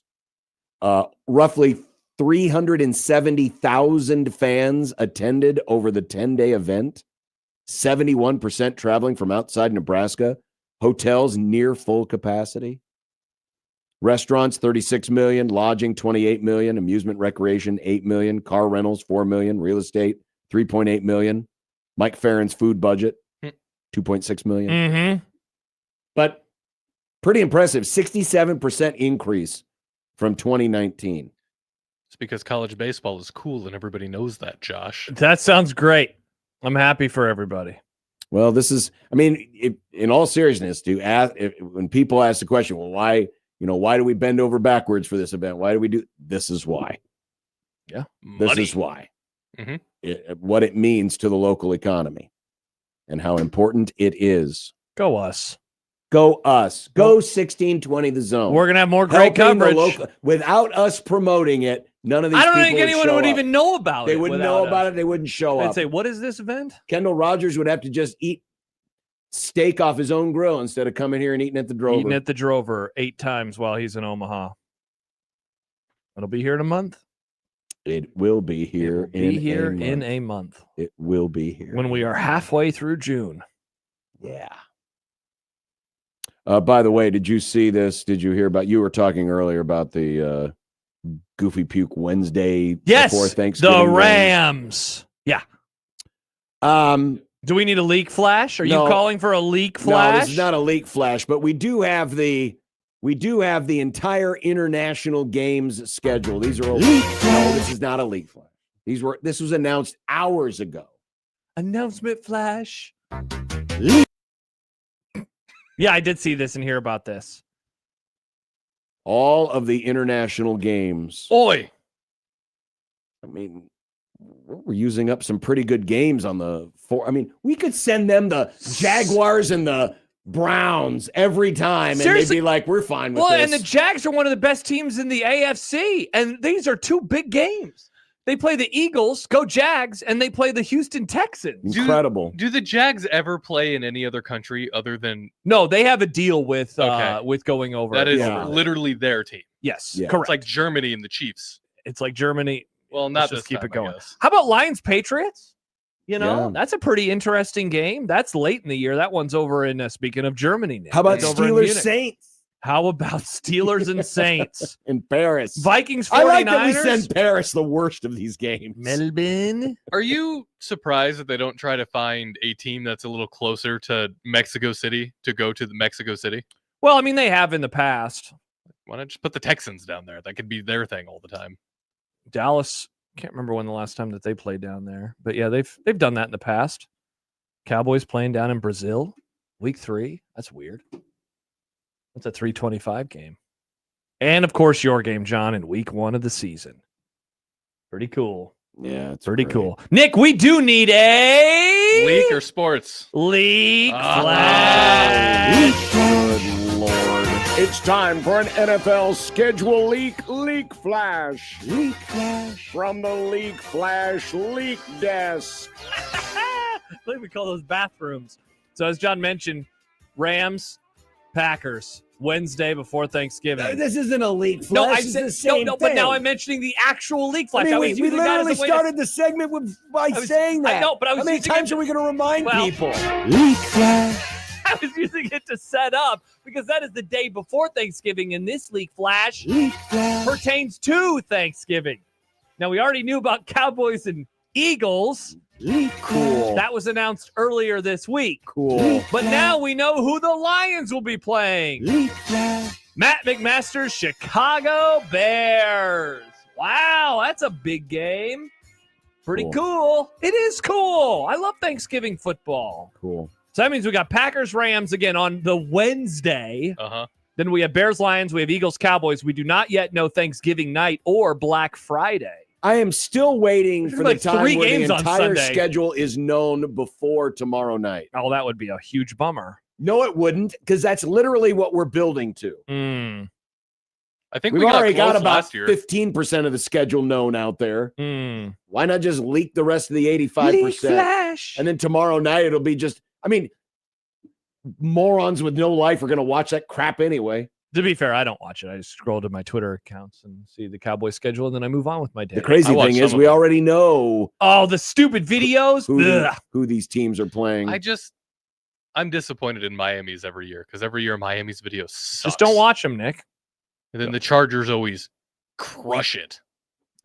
I think it gets too meta. Chargers are trying, I mean, there's too many inside jokes. Wow, that's what a former boss of ours said about Schick and Nick. The Minecraft one was pretty funny. John doesn't know what Minecraft is. Yes, I do. I have boys who played that Boys. thing. Boys. Boys. The what were the boys called? Rose something. Rose Rose Woodchuck Boys. Yeah, whatever. Rose Woodchuck Boys. Mm. Awesome. Dirty Nick, Mike thank and the you for the boys. leak flash. I will stay tuned to Joey's Twitter account and see if there's anything else that leaks. I'm always here to help leak. All right. I look forward to it. Coming up next. Don't you yawn. You just did a whole segment based around tax revenue for the city of Omaha. That was boring. Hey, we got $2 in Omaha last year. An important thing, supporting local. Wow, Josh. so much for supporting local. I love supporting local. We just need to build a segment around You it. don't I didn't want build it. it. I just mentioned it. You had a graphic and everything. People are getting jobs. This is a job generator. This This is generating your job, we don't young talk man. about other jobs. We're not like, hey, let's take a look at the We job literally report. talk about Matt Rule's job all the time. Well, that's do. one job we talk about a lot. I'm just saying, stop yawning about football stuff. This is cool. No, This is stuff people are it's interested stuff in. I guess what? I already knew the Lions were playing the Bears. You didn't this know year. when it guess, was going to guess be, what? though. You want a leak flash? The Lions are playing the Bears a second time this year too. Leak flash. No, don't Thank give him you. a leak flash. Thank you. Don't give him a leak flash, Nick. All right, coming up, we'll continue our conversation we had with Sip yesterday regarding the money conversation about surrendering the conference to Texas. And no, that was Steve Peterson. Got the wrong Steve. And would spending more money solve the problem of beating Iowa and Minnesota? Hey! You're probably right. On 1620 The Zone.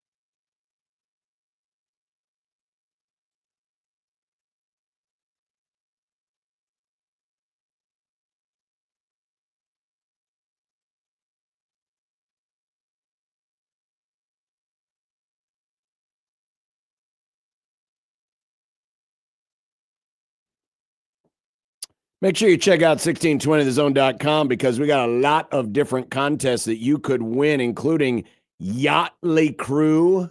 Yeah. At the Steelhouse, June 23rd, Black Keys, July 20th at the Astro. I was recently at the Astro Amphitheater. Very unique setup there. The Astro kicks ass. They have an indoor and an outdoor venue. Yes, they do. Young the Giant also coming to the Astro on Monday, August the 3rd. Chris Stapleton at Pinnacle Bank Arena. That's in Lincoln, a.k.a. Crime Town. Mhm. October 7th. Who knows? Maybe you'll run into Matt Rhule there making money on his personal services. That's contract. tight, man. I want to start making money for just going places. I'm always doing radio prep. Bert Kreischer, December 6th at Mid-America Center. You can win any and all of those at 1620thezone.com. Well, maybe not all of those. I mean, we do have a... You have a limit on how many things you can We do have a limit. Yeah. We do have a limit. Mm-hmm. Yesterday, when we were talking with Steve Sipple, and he wrote about this in his column in Husker Online, about basically, it's kind of giving Matt Rhule at least a little bit of slack for the deficit that Nebraska faces in terms of the dollar figures for the rosters. According to reports that they have received at Husker Online, you have teams that are well above $40 million in terms of roster size, including teams in Nebraska's own conference, namely Ohio State, even Indiana. Oregon and Ohio State, according to Oregon. Husker Online, and this was Sean Callahan last week, are estimated to have rosters of $50+ million. Whereas Nebraska's sitting at around 29. Yes, which they say is based or would rank them somewhere between 25 and 30th nationally. One of where the that things Sip argued in his column is that Nebraska, and this is what makes Matt Rhule's job difficult, the coaching part of the job, not the personal services part of the job. Mm-hmm. Though the personal services part of the job is about fundraising too, Mm-hmm. is that Nebraska is falling further behind, and you don't want to cede the top of the league to Oregon, Ohio State, and Indiana. A sentence that, hell, even a year ago sounded ridiculous. Mm-hmm. The Indiana part, of course. Then the other question, because, and it was brought up by many, why are you worried about ceding the league to those teams right now when you're already spending more than the Iowas and the Minnesotas and the Illinois of the world, and they're beating you on the regular? Yeah. Nebraska has not beaten Minnesota since 2018. Yikes. Oddly enough, Frost's first team is the one team in the last decade that beat that was them. his first power conference win. It was. They have not beaten Iowa, but only one time since Bo Pelini was fired, and that was in 2022. So again, another oddity because that was Mickey Joseph who was the coach. So Matt Rhule didn't beat him, hasn't beaten him rather. Scott Frost never beat him. Mike Riley never beat him. Mickey Joseph did. And so that's the question, right? Would spending more money solve the problem of beating Iowa and Minnesota? And Simple really does not like that discussion, as we talked about with him yesterday, of, you know, the way that I said it on the show yesterday was walk before you can run. He does not like hearing this. Am I wrong in thinking that the walk before you can run conversation is the more important conversation than the top of the league? Because I think you can, to use another walking analogy, I think you can walk and chew gum. I think that you can say on one hand, worry about beating the teams that are in your neighborhood financially, or maybe, John, they're in a worse neighborhood than you financially. Right. Worry about beating them before you can worry about the top, while also striving to rejoin the teams at the top of the league. I don't know that is like an impossible thing to be able to do, to have those two thoughts going on at the same time. But I think right now, if we are being honest, if we were to do some sort of a poll question or a survey and say, like, what is bothering you most about Nebraska football right now? And it was just a write-in. Like, you can take this however you want to take it. I would be really surprised if the crux of answers focused on Ohio State and Oregon and Michigan being at the top of the league and Nebraska falling so far behind them. Now, Indiana is such this weird wrinkle that you almost have to push them aside.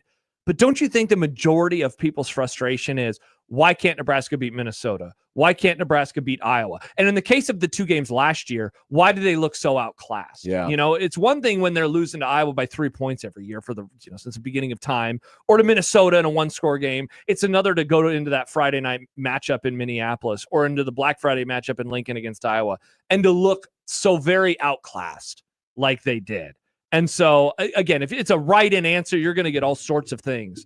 But I feel like that is where the majority of the frustration lies. Because if you turn those 2 losses into 2 wins last year, what is a 7-5 season is suddenly a 9-3 season. Correct. If you go back to Matt Rhule's first year, what is a 5-7 season is a 7-5 season. What is a 6-6 season in year 2 is suddenly a 7-5 win season. And on and on and on and on. I think that's where the frustration ultimately lies for a lot of people, or at least where it starts. And then you can maybe worry about some of those other problems. I know that's how I focus on it. Well, I think 2 things can be true at the same time. I think you definitely can be frustrated that Nebraska is already outspending teams that is beating them regularly. But I get where Sip's coming from in that you don't want to lose touch with the top of the conference, because the longer that gap exists, the more vulnerable you become, not from a wins and losses standpoint, but from a business standpoint. I'm, of course, talking about the eventual Super League. Yeah. You don't want to be the poorest team in the Super League, or, dare I say, be left out because you can't keep up. And while that's not imminent today, as quickly as things are moving these days and as rapidly as things can change these days, I mean, look at Indiana. I was going to say Indiana's the best example of this. What is security and comfort today is instability and extreme nervousness tomorrow. I think both can be true at the same time. Agreed. And to me, it goes back to the comment that Troy Dannon made about, getting $1.25 out of every dollar spent. If you look at what Nebraska has been getting out of its dollar spent the last few years, it's pennies on the dollar. I mean, last year was probably like 60 cents. They probably got 60 cents worth out of that dollar, considering the schedule that they had and how they performed. Mm-hmm. I mean, that was an 8-win schedule at minimum, and didn't reach that, and then looked very poor at the end of the season. This year, to get 8 wins out of this year's schedule, you might have to get $1.50 out of that dollar. Yeah. Just to get 8 wins. And so you really have to step up your game. You really have to get more out of what you're spending, theoretically and literally. But also at the same time, yeah, you've got to catch up. You can't, I'm not expecting Nebraska to be in the same sentence as Ohio State. But right now, they're a couple of paragraphs away in terms of the dollars that are being thrown out there. They're a ways off. And when you look at then what you get for what you pay for, I mean, you can make the argument Ohio State has gotten what it is paid for because they've been at the top of the sport. They always say, spend money to make money. Ohio State's doing that. They're making money in terms of wins and prestige and playing for titles, winning titles. Nebraska's not even getting what it's getting for what it's paying for. Because if they were, they'd be a top 25 team annually. Yeah. And this is where they're not. This is where I think, Nebraska's history of being a team that knows how to stretch a dollar and has had to stretch a dollar. This is where I think that plays against Nebraska, because that becomes more the expectation around here. For some places, if you underachieve a year or two, it's shovel more money in it, shovel more money, shovel more money, shovel more money. Here, there is more of a demand to see a return on investment than I think at other places because of that history of frugality and, stretching the dollar. And unfortunately, Nebraska hasn't done that. But is it part of this? They're not even, as Doc texts in, maximizing the money. They're not even maximizing it. They're not even, they're not exceeding it. They're not matching it. Yeah. They're not stretching it. Yeah. They're stretching the dollar. I mean, the dollar's not being stretched. The dollar's stretching them. I feel like these are two very much different problems I think that the program has had right now. Yeah. And Doc hits it. He texts in, money isn't what's wrong with this football program. Yes, spending more money would help. But if you don't have the coaching staff in place to maximize the money, it's pointless. They aren't even maximizing what they have right now, and the spending more money is just a lame excuse for the lack of production on the field.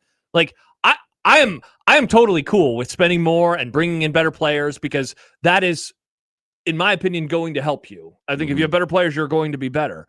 I also do not think that they are getting the value of what they have spent money on. And so it's such an interesting thing that we have found ourselves discussing really for the last few weeks, but in particular going back to, that Rhule quote in October. And I mean, we talked about it simply yesterday, so I don't want to keep saying I disagree with what he said. I said it to him yesterday, so it's fine. I'm not talking behind his back here.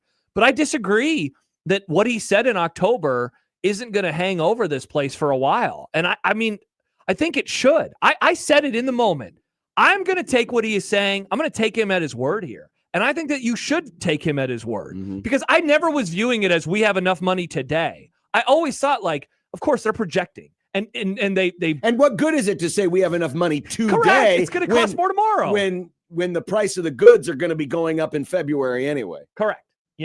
This was so predictable. Why was it so predictable? Because this is what keeps happening every year in college football is that the price of a roster, again, we keep using Ohio State as an example in this discussion and other ones, but 2 years ago, they spent $20 million on a roster and they won a natty. And it was whoa, $20 million.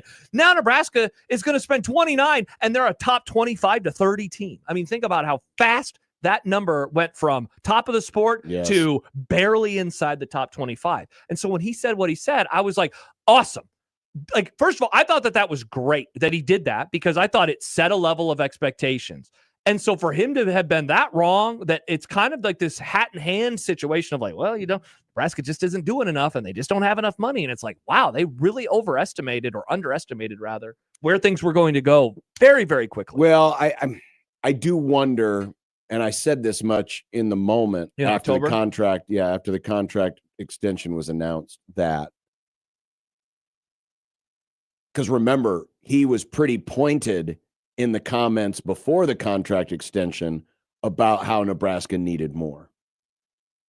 And we speculated at the time how much of what Rhule is bargaining for in terms of this Penn State flirtation was not necessarily his salary, but also what's going to be committed to the program.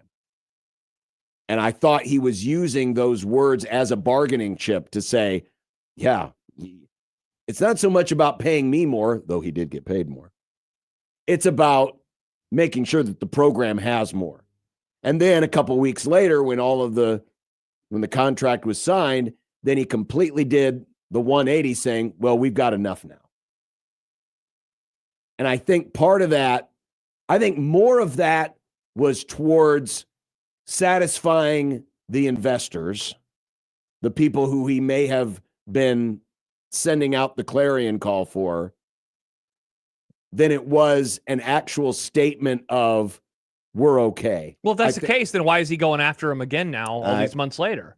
See, that's why I think that he has the contract now. I think that they misplayed it.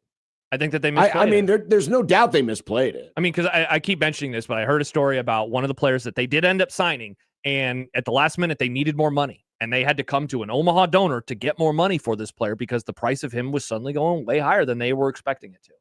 And it seems like that happened with a lot of teams. Joel says real quick before we go to the phones. Joel says, I know this is Liquid Trucking's own Twitter feed. I know it's two different sports, but basketball getting to the Sweet 16 with their budget doesn't help the cause. And yeah, I mean, I know that we'll be talking about that a lot, come season time because they talk about stretching a dollar. What did they turn their dollar into? What did the basketball program turn About $1.75. Yeah, maybe $2. It might have been $2. They might have doubled their money, and that they might have doubled the value of their dollar. Yeah, they're going to be judged against that. Here's Jason on the Prairie Flower Casino Zone hotline. Hi, Jason. Jason? Yes, I'm here. Hey, what's going on, man? Oh, thanks for taking my call. You're welcome. My thoughts on Nebraska's situation is if you look at the head coaches that they've hired since Osborne retired, Solich went on to Ohio and had a above average rest of his career as a head coach, and all the other head coaches basically never got a head coaching job again at the upper level, except for Scott Frost, who went back to Central Florida. And why is that? Well, it's because Nebraska underpays their coaches. They don't want to pay top dollar for somebody to come in here that can be a CEO and get us to the next level. And we've heard this before. People have said that before over the years. And it's a fact. Matt Rhule is not the answer. He doesn't put players in the NFL. That's the number one red flag that everybody's overlooking. We're not putting guys in the NFL. Just like the Mike Riley years, just like after Pelini left, Scott Frost had a few guys go. But, I mean, we're not getting first-round draft picks anymore, second-round draft picks. We're not getting that. We're not developing the talent that we're getting. We are out-recruiting most other programs in the conference, yes, but we're not turning those 4 stars and those 5 stars into draft picks. They're basically becoming undrafted free agents or fifth-round picks and beyond. That's what the problem is. But, I mean, Nebraska has several problems. Like I said, the coaching, underpaying the coaching. We're not developing talent. We're not spending to get the players to come here. Look at what Texas Tech did last year. Indiana won a national title in 2 years. It can be done. And everybody that's talking about, oh, well, Nebraska, they can't be like Ohio State, or they shouldn't worry about the top programs. Well, Nebraska, that's always been our mindset. Our mindset has been to win conference championships and to make the playoffs and to win championships. It's not to compete with mediocre programs like Minnesota and Iowa. And that doesn't mean anything. If you're competing for championships, you're beating Minnesota, you're beating Iowa. That all just comes along with it. Iowa, they don't care about championships. Iowa State probably talks about championships more than Iowa does. And that's just a fact of life.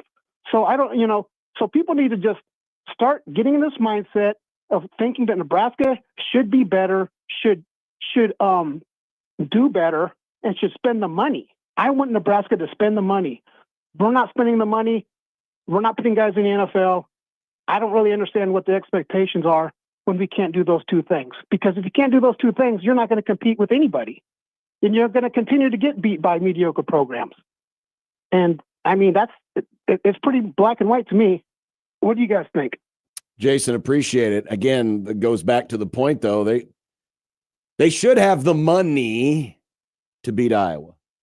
They should have the money to beat Minnesota. Yeah, let's not pretend like they're not spending like top 50 money.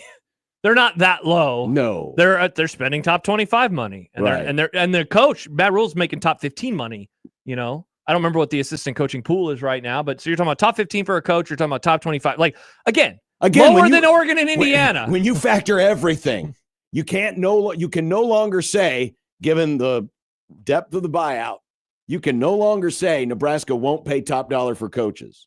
They are. That has changed. Like for a long time, that was not true. It is inarguable changed. with Matt Rhule. It has changed. You can't say that they don't put forth the effort to go out and get players. Maybe they don't have as much as Ohio State, but they still have resources. You certainly can't say that they haven't had the fan support and the willingness to, compete at the highest level. But they haven't, because they have not gotten a full dollar's worth out of the dollar. They have, over the last few years, and this predates Rhule as well, they've gotten pennies on the dollar. So you know what I was getting out of their dollar? A lot more. It's always, yeah, a lot more. NFL drafts. NFL draft picks? It is. Yep. They certainly are. And you know what? And I know it becomes like a cheap talking point at times to say that Iowa doesn't care about championships. They're comfortable being in their lane. And if that lane happens to take them in and around championships, they're more than happy with it. Everyone whines around here all the time about the figure out what lane they're What's wanting to my be in. identity? What's our identity? People say that all the time around here. Yeah. I know what Iowa's is. I know it's beating Nebraska at the end of every season. They most certainly do. So it is a fascinating conversation, but I think both things are true. I agree with Sip. You can't lose touch with those teams at the top because from a business standpoint, because remember, in college sports, there's two games going on. There's the games on the field or on the court, and there's the games in the boardroom.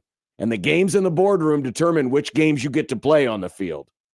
And so you don't want to lose touch with those programs. But at the same time, you got to do a hell of a lot better with the money that you already have, because you do have a lot. You do have a lot. You got to do more with it. Absolutely, you do. You have to do more with it. Mm-hmm. And I know Matt Rhule knows that.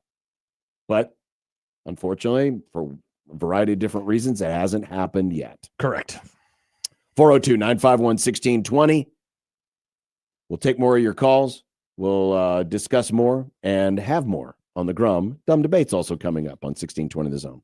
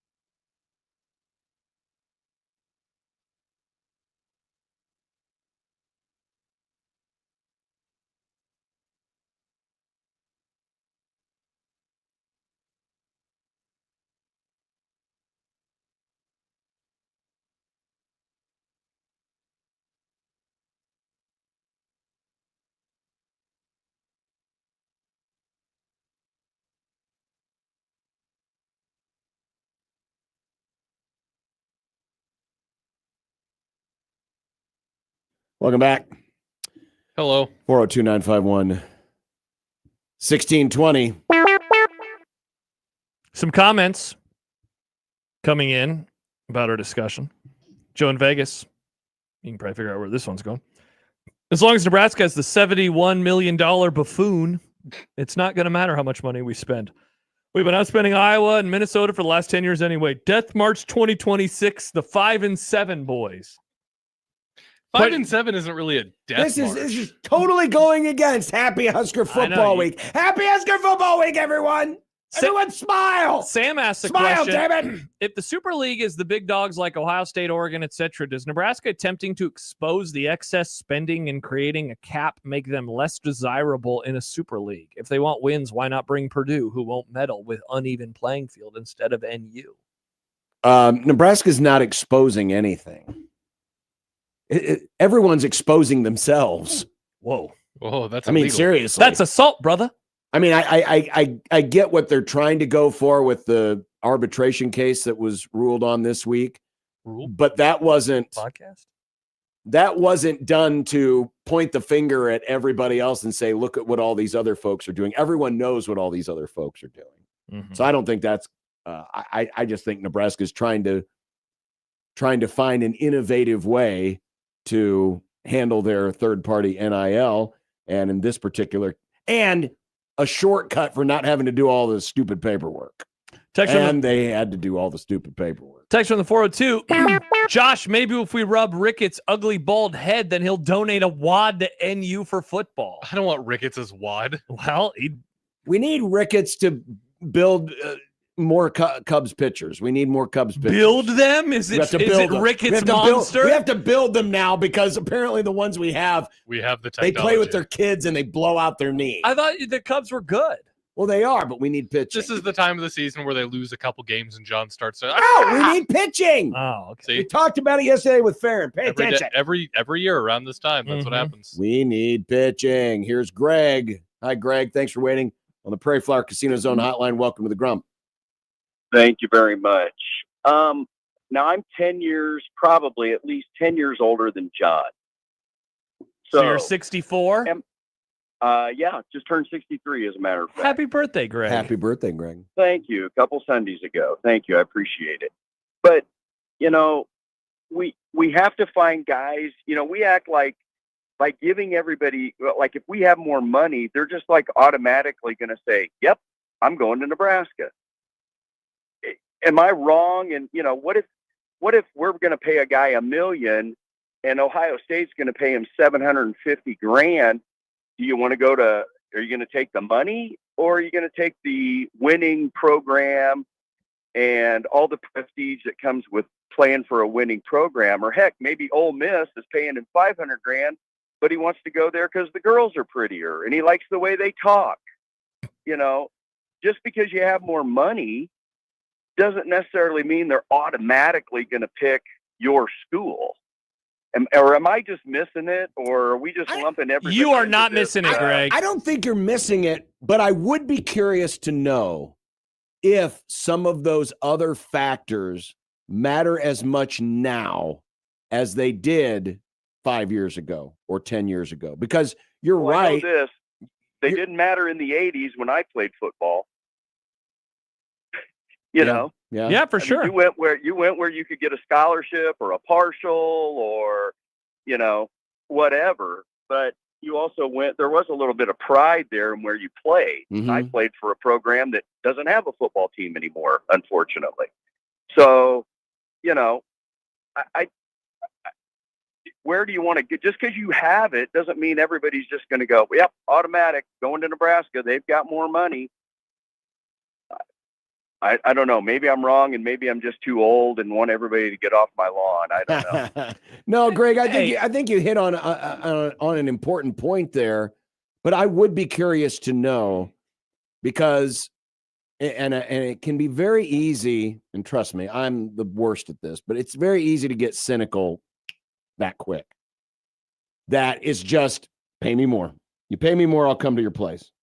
When there are other considerations, because while yes, there are more than there should be young men and women who are being influenced by adults that should know better but don't because they're looking out for their own self-interest, that sometimes young people aren't always getting the best advice, even from people that they believe they should be able to trust. Hell, their own parents can betray them in this case. Yeah, for sure. That there are bigger considerations. Sure, if I go to Ohio State for $800,000, but I know that the development and the coaching there is going to put me in a better spot to be a pro prospect, and I'm maybe going to play in some big time games versus getting paid $1 million from Purdue and probably finishing, sub 500 and maybe not getting as much consideration for the pros. There are bigger picture considerations, but I am curious now that these big dollar figures are really coming out, how much some of those other considerations, do they matter as much as they used to? It's a great question. I would love to know. I've heard a couple things recently, Trey Taylor, the noise with him last week in Ohio State coming out that they are interested in paying him more than Nebraska, whatever the agreement is, right? Mm-hmm. As of now. And so that's it. He's going to be like this great test case for this because he has a relationship. He really seems like he really wants to be at Nebraska. He's moving to Nebraska to finish his high school career. And yet there's probably going to be more money out there elsewhere if he were to choose a different school. And so are you able to win that battle? I mean, I don't think it's ridiculous what Greg said. Now, there's a funny text I wanted to read from the 402. Keep your Southern co-eds with an accent away from Greg. But I mean, look, there was a comment from Helping Tech 68 in YouTube. Getting to the Almost NFL, nice. Getting to the NFL is still a top priority for a vast majority of these kids. I mean, you bring up Ohio State. $1 million from Nebraska, $750K from Ohio State. What's the better deal for your future? Is it the $1 million immediately? Or is it $250,000 less and Ohio State coaching and Ohio State talent around you and Ohio State development and Ohio State track record? I would seem to want to go to the other place. Why not play the game in your first couple of years? You go for the bag, and then the last couple of years you go to an actual school. And Nick, that can absolutely happen. I mean, speaking of interesting test cases, could Dylan Raiola end up being that? What if he turns into Dante Moore? Dante Moore sucked at UCLA. He was terrible. He took a gap year, if you will. Starter last year. He's going to be a starter this year. He'll be a first-round draft pick, most likely. In the end, he probably got a nice little upfront bag from UCLA, and now he's turning himself into a professional football prospect because he's at a much better school. Dylan was nowhere near as bad as Dante Moore was in his first year or two at UCLA. What if this gap year is exactly what he needs? And more importantly, maybe for him, what if the talent around him is exactly what he needs? And suddenly he is a much better player. I don't think that that's going to happen. I don't think he's going to turn into a first-round pick overnight because I still think he has some problems as like a quarterback. But look, man, if you're thinking long-term future, you can do a lot worse than taking a little bit less now to make a whole lot more later. Because if you go to Ohio State, you are going to be surrounded by dudes. You will be surrounded by dudes. You're telling me Julian Sain would be as good of a quarterback as he was at Ohio State last year if he was at Nebraska? Hell no. Hell no. Because I don't think he's that level of quarterback. But you put him with those players, and you're going to put up those, gaudy numbers like you did. So true. Now, there's a lot to consider. Mm-hmm. A lot to consider. But you know what? There is, you should really not have to consider much. That is how much fun you can have playing underdog while watching the NBA playoffs. I just put in my pick of the night. I got Cade Cunningham. Oh, for Detroit. You know Cade Cunningham. He plays for the Pistons. I got him higher on points, rebounds, and assists. Big Jim Harden. Oh, did you go lower? On assists. Okay. 6.5. And Wemby, if he's not throwing elbows and getting kicked out of games, higher than 3.5 blocks. Plus, there's a 60% extender boost right now on Underdog. I'm going to get almost 9 times my money. And that's how I can enjoy watching the NBA tonight. You can do that too right here in Nebraska. Just download that Underdog Fantasy app today. John, you said you're winning up to 9 times your cash. I hope I am. If you get your picks right, you could win up to 5,000 times your cash on Underdog. Download the app today, as John mentioned. Use our promo code, which is 1620 the zone. You can score $50 in bonus entries when you play your first $5. Again, the promo code 1620 the zone. Underdog, make picks, win money. Must be 18 plus and present in Nebraska. Terms apply. See assets.underdogfantasy.com for details. Concerned with your play? Call 1-800-MY-RESET or visit ncpgambling.org.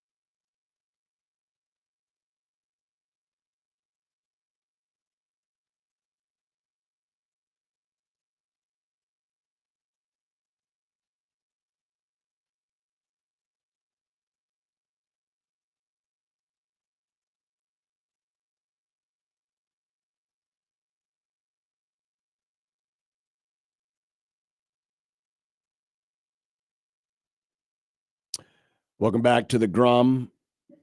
Anthony Colandrea has Mr. T-shirt. spoken. He is out there. He did an interview this week with On3. Pete Nakos. Not Narcos. The quote that's getting a lot of run right now is, expectations at Nebraska are to win. Like you're not here to just not win a national championship. I love double negatives. I'm not coming here just to win 8 or 9 games. I want to win a national championship. I want to go to playoffs. I have high expectations, and we have high expectations as a team. When I first got here, it felt like the bar was 8 or 9 wins. And I was like, no, we want to win 11 and 12 games. We've got to go win. That's the biggest thing. Interesting. I wonder what it was that gave him the impression when I first got here, it felt like the bar was 8 or 9 wins. Wonder where that came from. Was he that in tune? I mean, remember, this was a speed dating. Mm-hmm. This was a speed dating thing. Is that like the goal inside the program that they want to get to 8 or 9 wins because they have not gotten to 8 or 9 wins in a long time? I'm not saying that it's not possible. He wasn't on the social media gauging or has been at least had Nebraska on his radar enough to that he subliminally bought a T-shirt once. That's what the outside world is saying about the expectations.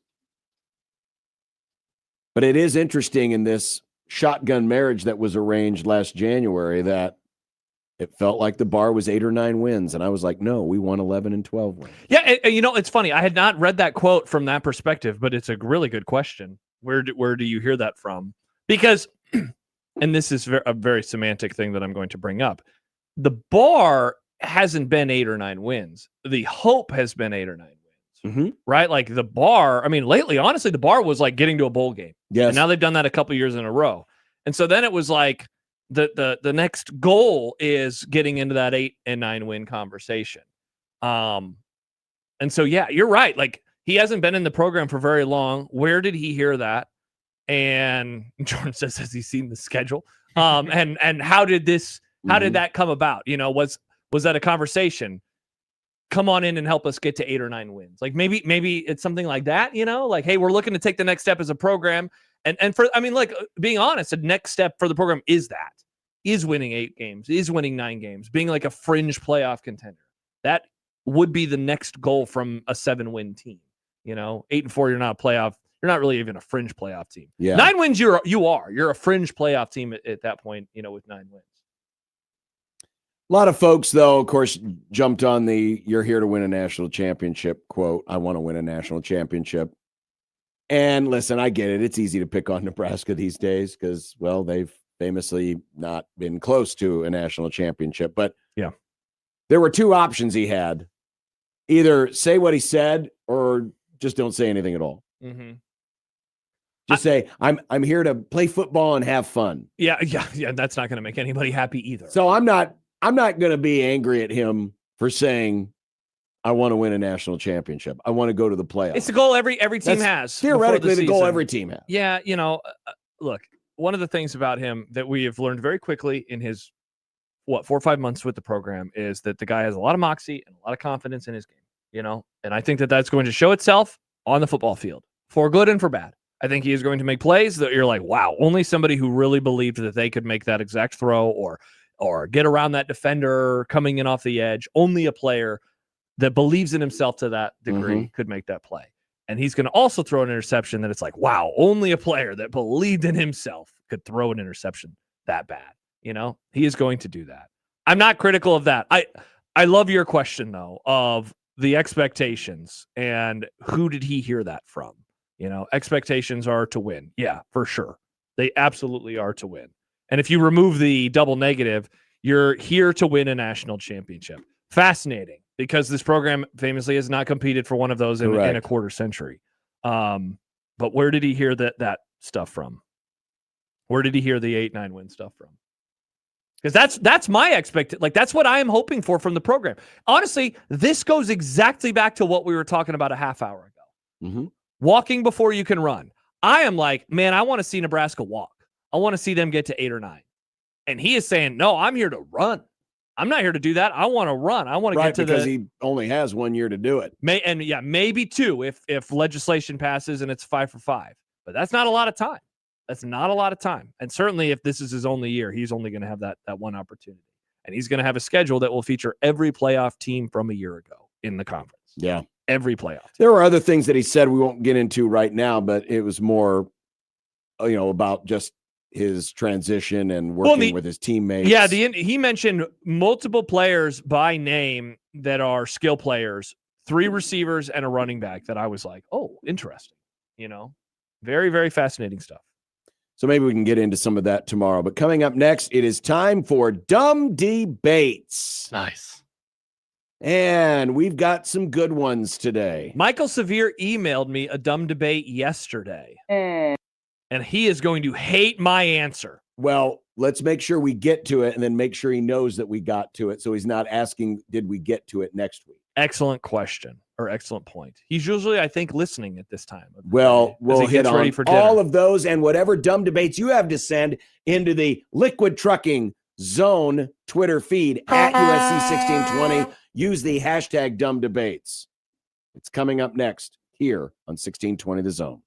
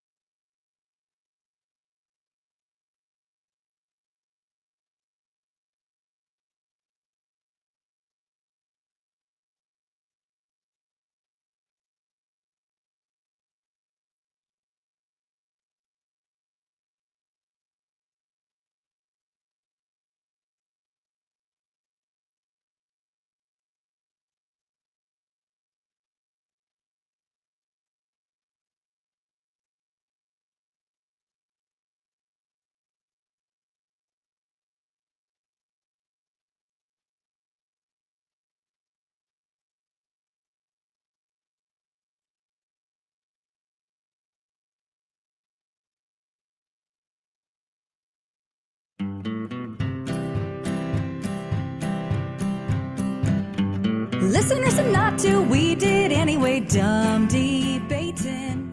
John's computer sucks, Macs are the only way. Dumb debating. Fullbacks are running backs, hamburger steaks. Josh is too dumb to eat a cupcake. Mayo in a vase. Does John like Nebraska or Creighton? Just three radio hosts on air, dumb debating.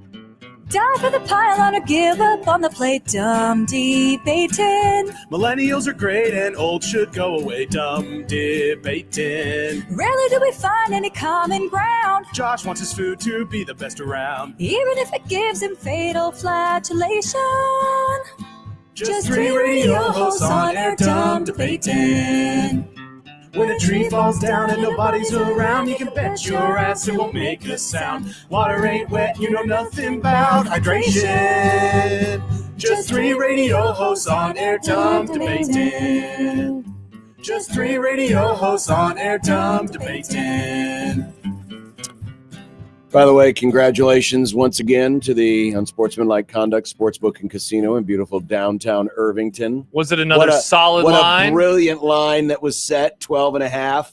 And the under hit. Wow, again? Designated Hitler. It hit it. No, not that under, Nick, but now the over hit. This is confusing. Yep. That's the third under of the season I believe the under hit in every case. In every case, we hit the under. Wow, that's wild, John. Congrats on the undies. Congrats on the undies. And congrats to all of you for sending in your dumb debates. And if you haven't already participated, please, anytime you come across a dumb debate, it could be about anything. And believe me, there's a lot of dumb in the world Anytime's today. a good time for baiting. Send it to us. Maybe you're, just sitting in the park. You should be watching your kid. The waiting room when your oil's getting changed. Or the waiting room when your oil's getting changed. And those sites are blocked Those that you sites are normally blocked. want to go to. Send us your dumb debates. Yep. Equitable Bank Zone inbox. John at 1620thezone.com. Josh at 1620thezone.com. Or Liquid Trucking Zone Twitter feed at USC 1620. Which is where this dumb debate came from. Why are you doing a German accent? Well, I just wanted to make, Zooby, I wanted you to French. feel My like bad. you were reading your book again. I did enjoy effing you. This goes back Watch to what it. we talked about earlier, how there are too many coffee cups in the world. Oh. David asks, are there more coffee mugs, wheels, or doors in the world? I forget when we did the wheels versus doors. What is there more of? I think it was doors. Okay, so I did the thing. I searched how many cars are in the world.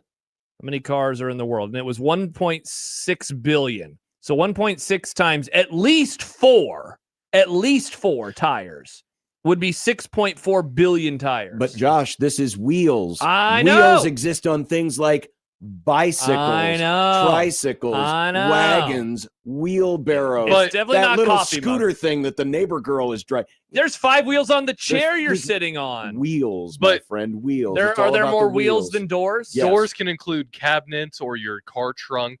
There's a lot of doors in the world. I mean, there are definitely more wheels in this office than there are doors. 'Cause Agreed. There are a lot of doors in here, but we have a lot more chairs with wheels on them. Agreed. Is of the things in the world, is wheels up there with like sand? Coarse, Well, rough, and irritating. I mean, Here's is there more? Sand Is is there sand. more sand? What's it called? Pebble? Not sand pebble. What's it called? A grain of sand? Are there more grains of I sand thought you were going to say kernel. or hair follicles in the world? Sand, I think. Sand. Because how many hair follicles do we have? Well, there's sand in the bottom of the ocean, and there's not hair follicles in the bottom of the ocean. That you know of. Yes, there are. There are definitely hair follicles in the ocean. If you What do take a you think- shower, hair comes off of you. There's definitely hair in the ocean. Follicles aren't hair. Follicles are the little holes that your hair grows out of. Okay, you know what I meant. Strands of hair, a piece of hair, whatever, hair. A kernel of A hair. kernel of hair. Yeah. Colonel of hair. How many hairs are on a human head? Between 90,000 and 150,000 hairs. There's more grains God, of that's sand. so many hairs. Grains of sand are infinite. Mm. About the only thing I'd put up against grains of sand are like microbes. Yeah. Grains. Tardigrades. Is it? Whoa. There are Don't say that. 7.5 billion grains, which is 7.5 quintillion. Is That's that a lot. has to be the thing that there is the most of, right? Grains of sand. Is there anything that there is more of than grains of sand in the whole world? Money in Ohio State's coffers. God, but not Nebraska's. Nice. Golly. All right. This is the Michael Severe question of the week. Oh. We are answering Michael's question right now. Everybody go tweet at Michael on the Liquid Trucking Zone Twitter feed and say, they're getting to your question. Your question is being gotten to now. He emailed me. By the way, did you know his signature is in Comic Sans? Ugh. Why? Michael, we need to have a discussion about your font. I stopped using that in 4th grade. Maybe And he in different chose that- colors. Maybe he chose that because he took the word signature literally. Maybe he did. Because it looks the most like it could be a No, signature. The last time I used Comic Sans was the original thumbnail I did for Dumb Debates. Wow. Prism Matt says there are a lot of dead people in the ocean. Yikes. All right. Michael's question in all caps. Long drive and you can only listen to one artist. You're driving to, say, Denver, Chicago, or Phoenix and can only listen to one artist. Who are you Denver, listening Chicago, same length of drive. Phoenix, not so much. Not Yeah. so much. Yep. It's like almost triple Mm-hmm. This the is easy for Chicago me. drive. This is real easy for me. It's the Strokes. I could listen to the Strokes all the time, every day, all day. But No, enough about only John one going to artist. that car place. Hey. Hell! One artist. This is an easy one for me as well, Nick. It's not the Strokes. It's the Beatles. Hmm. They have so many hours of music. I can basically get to Chicago. I think I could get to Without any Chicago repeats? listening. Yeah. I think I could. In terms of like the normal albums, their normal albums, I think I could get there and listen to all of the songs one time. Because I used to have a playlist that was all just their albums in order. And like any singles that came out that were not on, their regular albums. And I believe it was like 8 or 9 hours. Nice. It's like I could literally just go through the whole thing. Well, I can get to Chicago and still have 4 hours left over on AC/DC. Why do you want to listen to the same song for 9 hours? Back in Black when he leaves Omaha, and then he's in Des Moines. Back in Black. You two are such morons. Stib says, is it Chopin or Beethoven? Chopin. Did you just say Chopin? I don't know who's Chopin. Chopin. Who's that? I assume He's it's a composer. I have never heard of Classical this. composer. How does Stibbs know about Chopin? Because Stibbs is of music. I know Beethoven, Stibbs. I'm surprised you didn't call him Beethoven. Yeah. I'm more of a Debussy guy. Beethoven, like you could listen to like 4 of his symphonies or whatever the hell they're called, and that would get you to Chicago. What are they called? What's it called? A symphony or a something? I don't know. Yeah, but then it would feel like you're listening to NPR and you just want to drive off the road. Hey. I don't know, sometimes when I play racing games, it's nice to throw on the classical music. I never listen to classical music. Should I start getting into that? Maybe I That put it explains on a while lot. what does that mean? Well, I read. They say if you listen to classical music, your brain works a little harder and you're a little smarter. Okay, well, Yeah, because it's trying so hard to think of other things to distract you from I've listening to overcome so classical much music. because I don't even listen to it, and yet I'm very smart, Nick. What's the next question? Well, that was Michael's question. That was Michael's question. Ooh, this is fun from Brian in Bellevue. And this is in relation to all the leak flashes that we have got. No. If you were an NFL player, would you prefer playing on Thanksgiving or Christmas? Thank you, and I love your show. Excellent. Thank you for the question. What holiday would you rather play on? Thanksgiving or Christmas? Thanksgiving, because you still have the long weekend. Christmas, you don't know what day it's landing on. A couple years ago, it was a Wednesday, famously. Right. That would be annoying as hell. Well, that's interesting. That is, again, why Thanksgiving is the GOAT holiday, because it it's so much always fun. falls on the same day of the week. As Nick has always known. All the time. See, It's not like I'm the Christmas idiot for where not it listening to floats all over the Beethoven, but place, you didn't know what or day Easter Thanksgiving where it's was. random just got AF. things swapped around. Yeah, that one time. Easter is in March and April. Like, that's weird. That is We weird. need to lock that holiday down. If I was I mean, running the- for president, the- I would. You want to the- lock down the- Jesus? The clerical They tried that. historians did. will tell you, It's there is a formula to it, but Yeah, I don't get it. we don't go by that calendar. No, yeah. We go by the American calendar. I have January and February and March. and Actually, April. the Roman calendar. It's the American calendar. Ain't no Caesar on my calendar. I think John's It's- right. It's I mean, August. That's Caesar. it's Thousand Island June- dressing. June. I think Or you July. guys are both right. I think that Thanksgiving is the answer, and I think you both bring up excellent reasons why. Bonus if you're the home team, aka the Lions, the Cowboys, or the other random team that plays Bears. on Thanksgiving. No, the Bears are on the road. Or the this year. Rams on Thanksgiving Eve. Yeah, Yes, definitely. That's the real day because you also know what day Thanksgiving Eve is on. It's always on a Wednesday. That's true. That's true. All the time. All right, this one's For from John. Ray. Hello, Ray. Did social media and apps make society easier or make society a worse place? Definitely the latter. Oh, for sure, worse. Social media and apps. Oh, so like all apps? Well, it's like just, a calculator app? Well, I think, like the McDonald's app? I think we're thinking of, social media apps. Social media for sure made things way worse because social media is always an amplified, not real version of a person. Correct. Most of the time, and it makes other people feel well, bad. in many feel like they cases, have it's to. not even a real person. True. Interesting. Or a person who allegedly is real but refuses to identify by their real name. Definitely. Yeah, I feel like this is unequivocally easy yes. Yeah. Mark Zuckerberg for sure ruined society. That guy sucks. Yeah. But Social Network's a great movie. I just watched it the other night. Q from Omaha, first time? No. Wow, Ray, I thought that question would go a little longer, but Sorry, it was Ray. unanimous. We solved it. Q from Omaha. If you could immediately take one attribute from any athlete, what would it be? I would absolutely take Tiger's ability to drive. Now, wait, which ability to drive? Because if I was a demo derby professional, I'd want Tiger's ability to drive. I've always thought how cool it would be to have a golfer's ability just to hit a ball and know how to do it to that capacity. Mm-hmm. That sounds really fun. Like if I hit the ball right here at this way, it will. I know go how there to hit all a the golf time. ball. Yeah. Where I swing and I'm like, man, that was a good shot. What did I do different than the other one? Don't really know. But I know it felt different, but I don't really know. Because there are, when I was doing my lessons, there's like 100 and some odd parts of a golf swing in terms of all the various movements. And I was like, no wonder I suck. Too many parts. Too many parts. So it'd be nice to be able what to was do the question? How is it? Was it asked again? This was a text. There's it. If you could immediately take one attribute from any athlete, an attribute. Larry Fitzgerald's ass. Hell yeah, Nick. Nice job, Nick. I'm going to say Max Verstappen's ability to drive. The car one. I don't know how he is on a golf ball. So you would, because then you could drive better in Omaha? Yeah.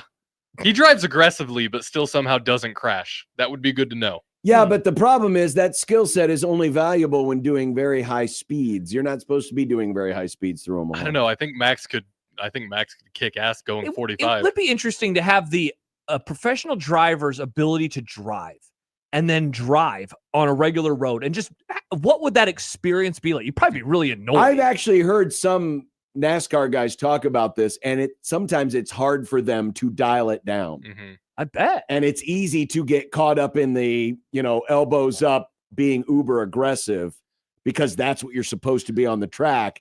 And now, especially if you're in a certain mood or you're in a hurry to get someplace, and that can actually be a bad thing. Well, there's Kimi Antonelli. He's 19. He's in Formula One. Really good, right?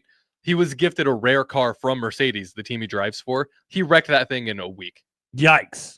On an open road where there was nobody. He just wrecked it. Is the way this question asked in terms of how you can apply this skill to real life? Well, I think if you're taking it, you could swing a golf club better. Like you can just do it for if you have a hobby. See, like if I picked the ability to pitch like Paul Skeens. Mm-hmm. Yeah, now you're in your 50s pitching like Paul Skeens. Like that's really cool, but it won't mean anything for you. Well, it would if I signed with the Cubs. That's true, and that would help the Cubs. And then it would help the Cubs. Yeah. Now, the problem is I don't field my position very well. Baymont says Muhammad Ali's charisma. Ooh, I never thought about it from that perspective. You could have, what if you took Patrick Mahomes' voice? I think for me as a runner, if I can just take somebody's ability to move my legs. What about Mike fast? Vrabel's ability? Jordan says Peyton Manning's forehead. Andy says hit like Ted Williams. That'd be a good one. Ted Williams, Nick. We said hit, not head. Wait. Yes, it was Peyton's forehead. It was Ted Williams' ability. Dibbs points out, sounds like John wants to live out the plot of Rookie of the Year. Interesting. A classic movie. A great 90s movie. Okay, but if you were paying any attention, floated. He only could throw the fastball. That's all he could throw. That is famously true. He could not do a curve. There was no, and with today's velocity, that kid would have got pummeled in his first game, and they would have kicked him out. If they remake Rookie of the Year in 2026, how fast is that kid throwing now? Oh yeah, it'd have to be like 105. We right? need to account for inflation. Yeah, it's like 10. Is it 105? Like Well, if they were doing Rookie of the Year today, he wouldn't get the surgery. The surgery would only help him, play his video games better.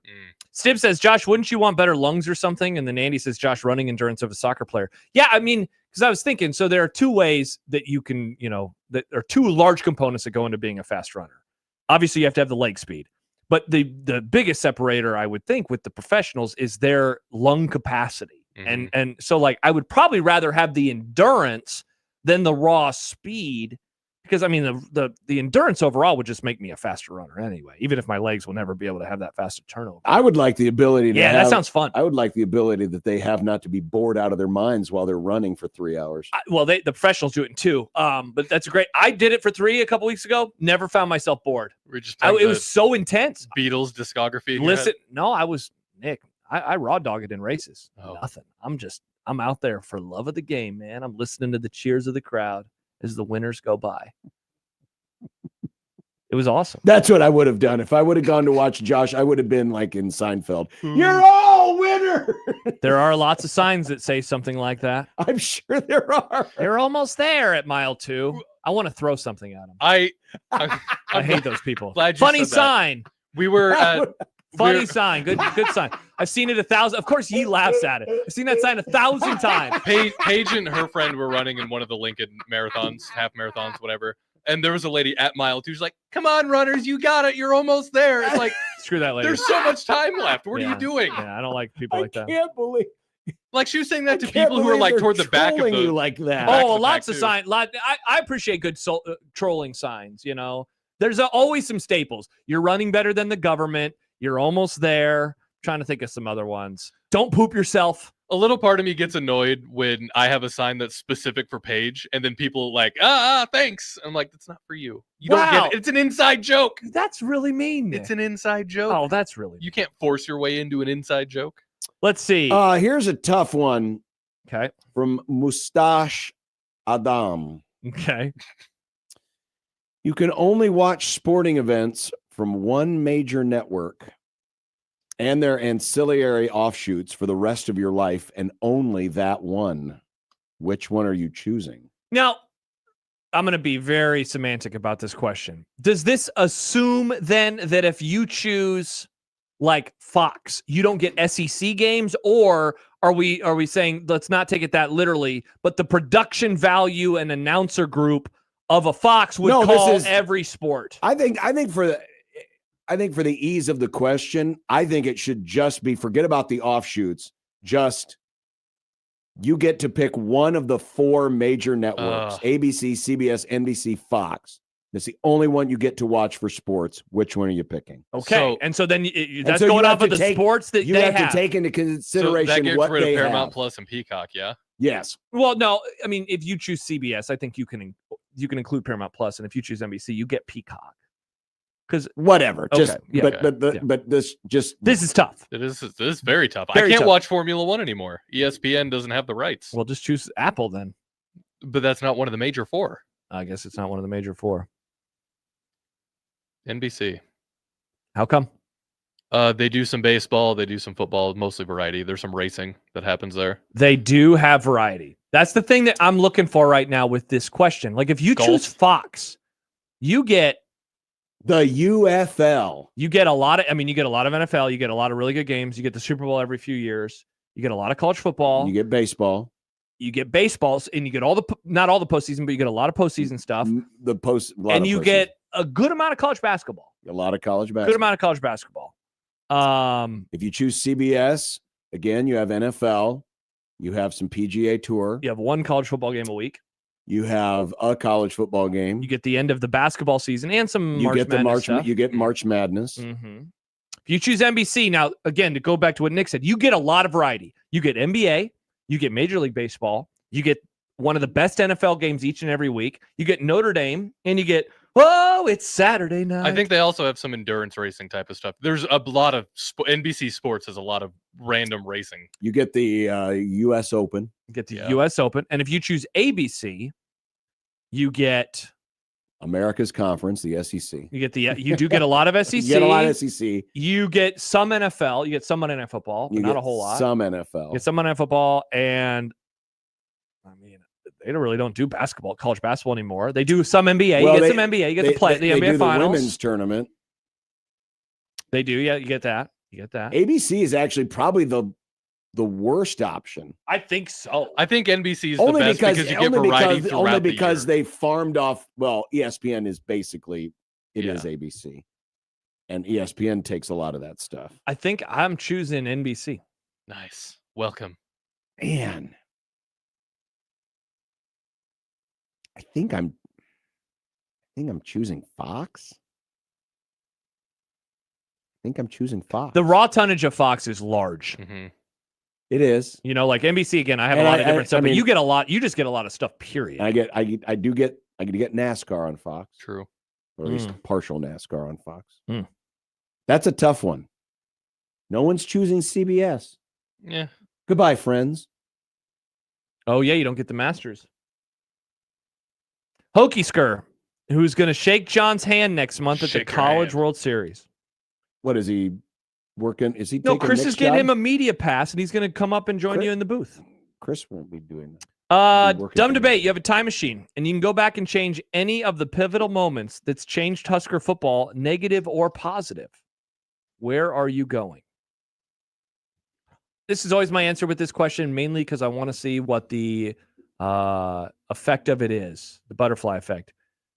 They beat Texas in the 2009 Big 12 championship game. I've always wondered what happens next. It's not been since 99 since they've won a conference title. They beat Texas. Are they kicking the tires on leaving? Does realignment actually slow down? I have no idea. It's probably very short-sighted to say they wouldn't have left, but I've always wondered if they would have left the conference if they beat Texas. Bo Pelini's a legend. If I had the ability just to see what would happen, my morbid curiosity would say they threw a flag on Johnny Rogers' punt return. Oh, wow. Whoa, what an answer. Husker hater John strikes again. This is positive week. No, I want there to be a penalty. No. I'm not. I'm saying if I could just see what would happen. Not saying I would want it to happen, but if I could just see what the butterfly effect would be, if they would have called a clip on Joe Blaha, what the result would have been, how that game would have gone. I think it would have been funny if Nebraska lost to Colorado a couple of years ago. That's your answer? Yeah. Jeez. I think that's a sneaky That's funny such one. low stakes. I know. Okay. It's low stakes, but it was kind of high stakes for a lot of people. I mean, they don't know. I mean, people did treat it like it was I think it bought the Matt, greatest win in the last 20 years. I think that win bought Matt Rhule a little extra grace with people, and I just wanted to kind of lower in fairness that to bar. Nick, yeah, they lose that game, people are freaking out very quickly. This one's always difficult for me because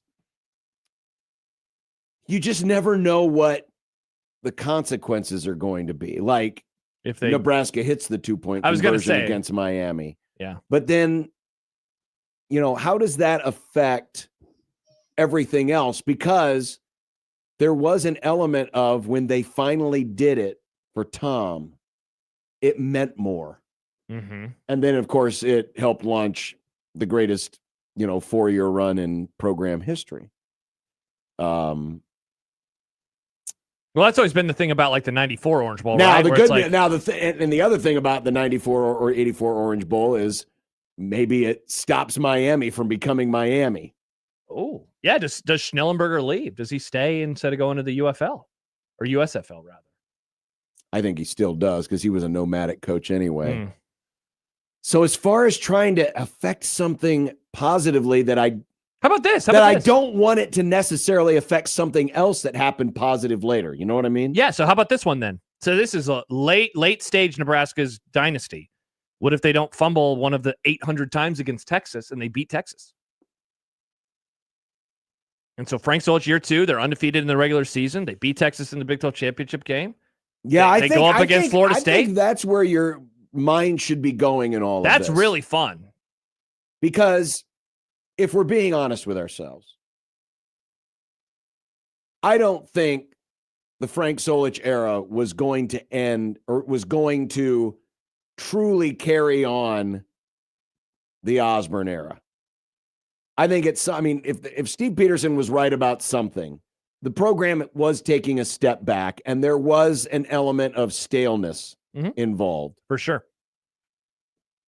I don't think, Tom, that Frank Solich would have had a career that was, paralleled to Tom Osborne. But if you get one more title out of it, that's pretty fun. Yes. How much different do you think the world would be if Matt Rhule was able to announce his contract thing on Pat McAfee? Another great question, Nick. Another great question. Jordan says, this is a fun one, John.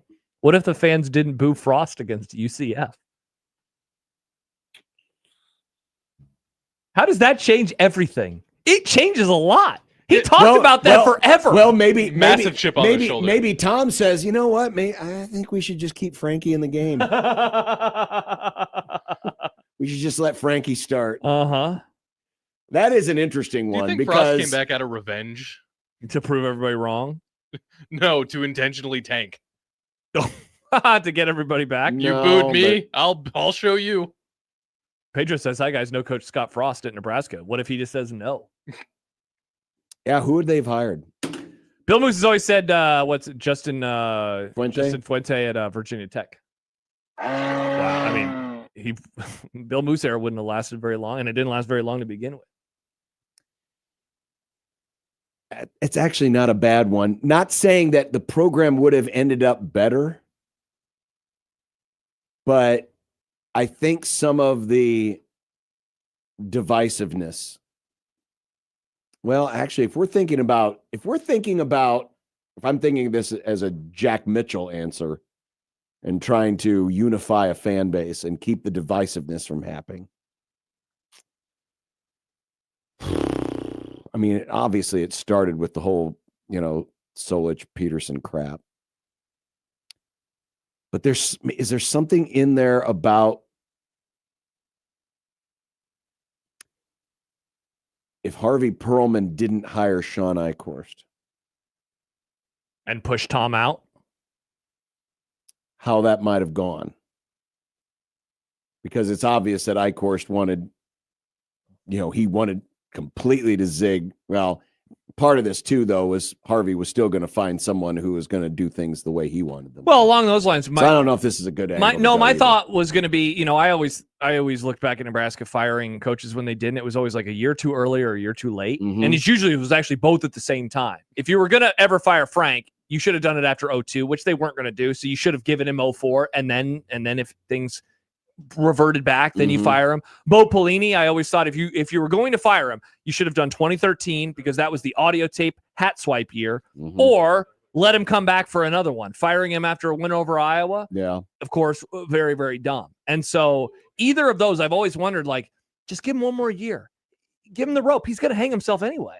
The program, I don't think either of those programs are going in great directions. I'm with you. Eventually the Frank Solich era, I think, was going to run its course. He never won a conference title at Ohio. I've never looked back oh, man, what they lost that day was not a great coach or a championship winning coach. It was more the program and kind of what it meant died. Right. And it allowed for really 25 years of people still bringing it up in 2026. Sure. Oh. And you know what? Maybe that's the answer. Don't fire him. Maybe it's when Bill Byrne left. Don't hire Steve Peterson. That's a good one.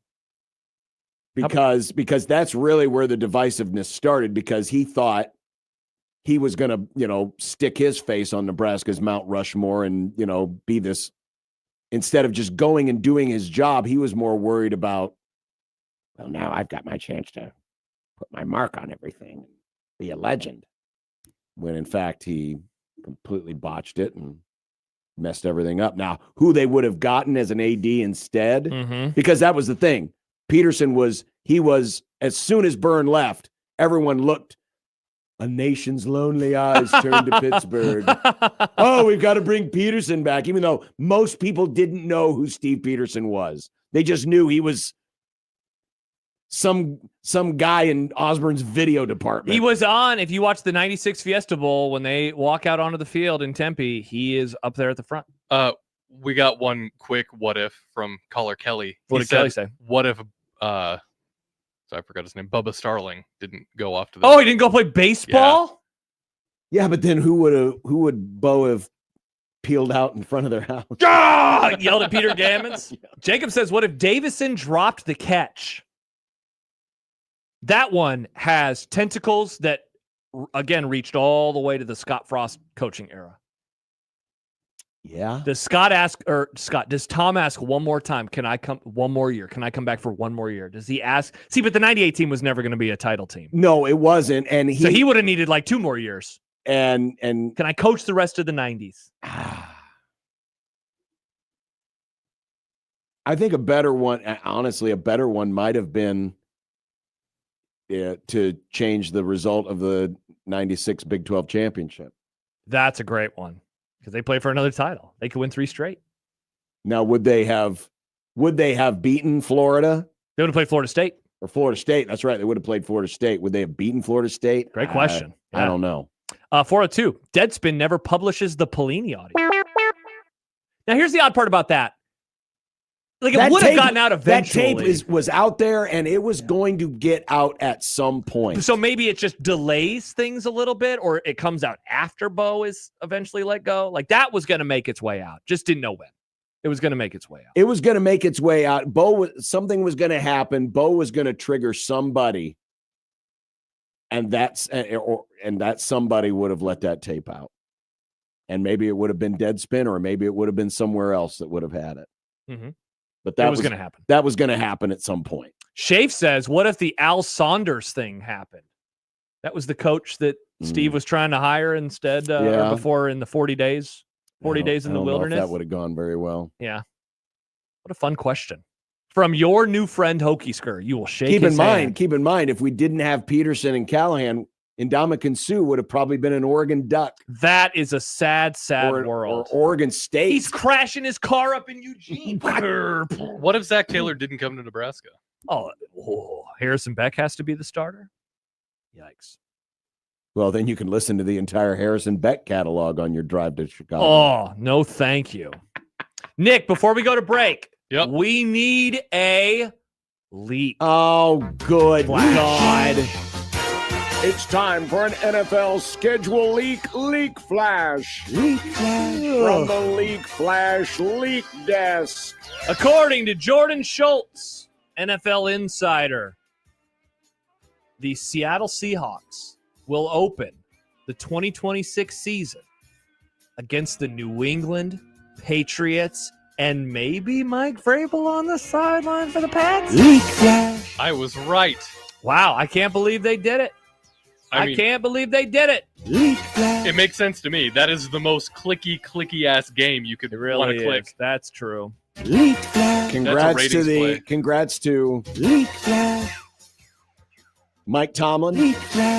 Oh yeah. Who gets to be on the desk for the first NBC pregame show that gets to talk almost exclusively about Mike Vrabel's offseason or whatever the after effects are that are still falling out. Mm-hmm. That'll be fun.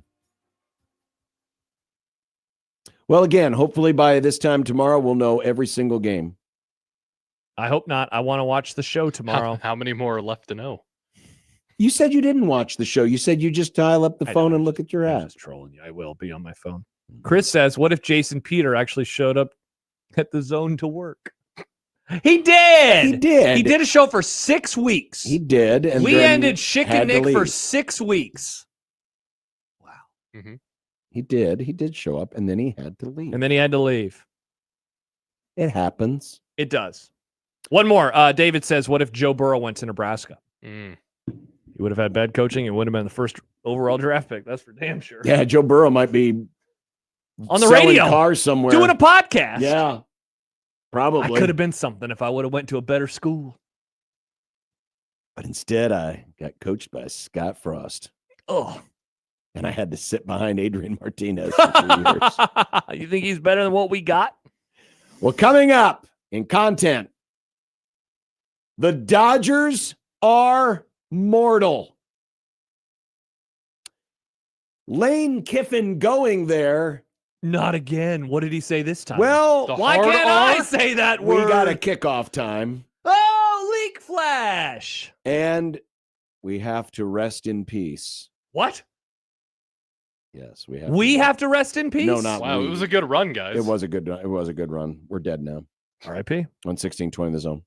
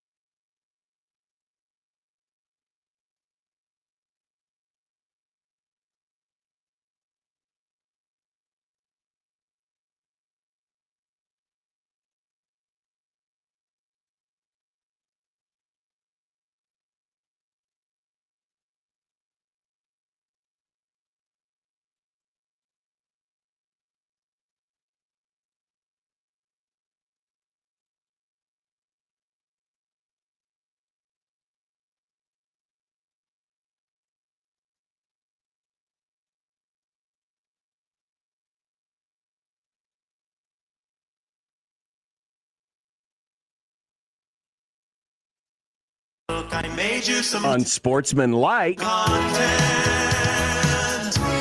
Unsportsmanlike content. Unsportsmanlike content. Content that's unsportsmanlike. Have we mentioned yet that we're going to be at Twin Peaks on Friday? Well, we have now. We're going to be at Twin Peaks on Friday, 180th and Dodge at Village Point for One Beer Friday, 2 to 6. Nice. The Grum will be there. Take work off early on Friday and come by and enjoy some eats, drinks, scenic views. And Josh. I'm one of the scenic views. And Nick. I'm the other scenic views. We're the Twin Peaks. Are you bringing in a model car? I believe it's called Twin Geeks. Nice. Got him. No, Josh, they're fragile. I don't want to risk breaking it. Understandable. Speaking of fragile, Paul Skeens. pitchers are often fragile, as John's team knows. Their arms are falling off. Well, their legs are falling Wow, I'm going to read the rest of this, and you're going to look like an idiot because you called him fragile. Interesting. He had another dominating performance on Tuesday, striking out 10 of my Colorado Rockies across 8 innings and giving up no runs in the process. Famously, he had a 67.5 ERA after his first start. His ERA this season now is 1.98, and he hasn't walked a batter since April 13th. Are we in the midst of a generational season? Wow, what a difference one day makes.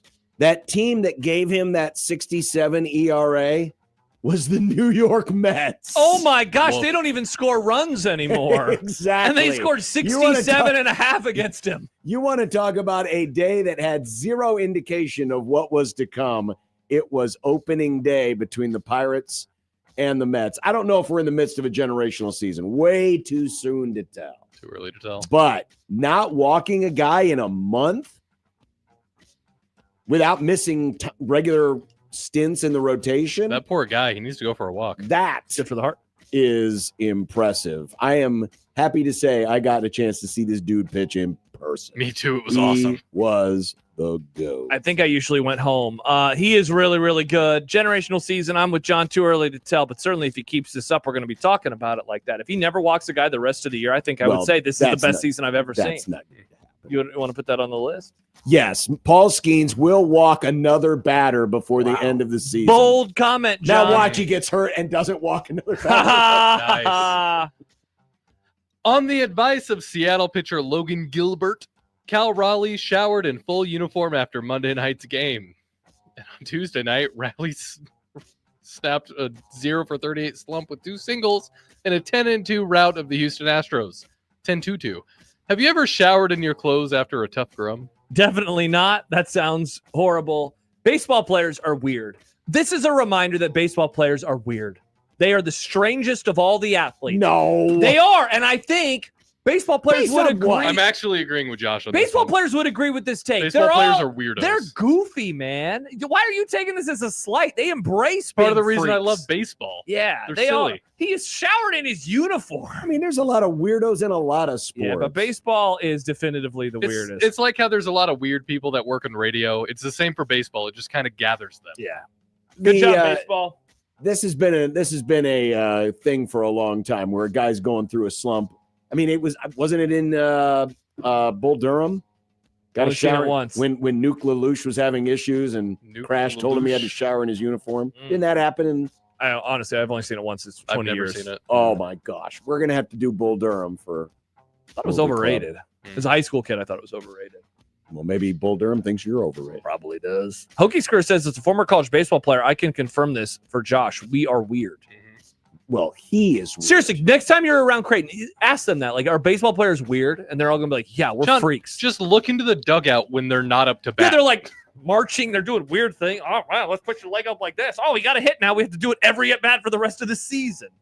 Bunch of weirdos. Well, that's just superstition. There's other superstitions in sports. David texts in, John disagreeing, then proving the point. Yeah, you disagreeing with me makes me feel very confident in this take.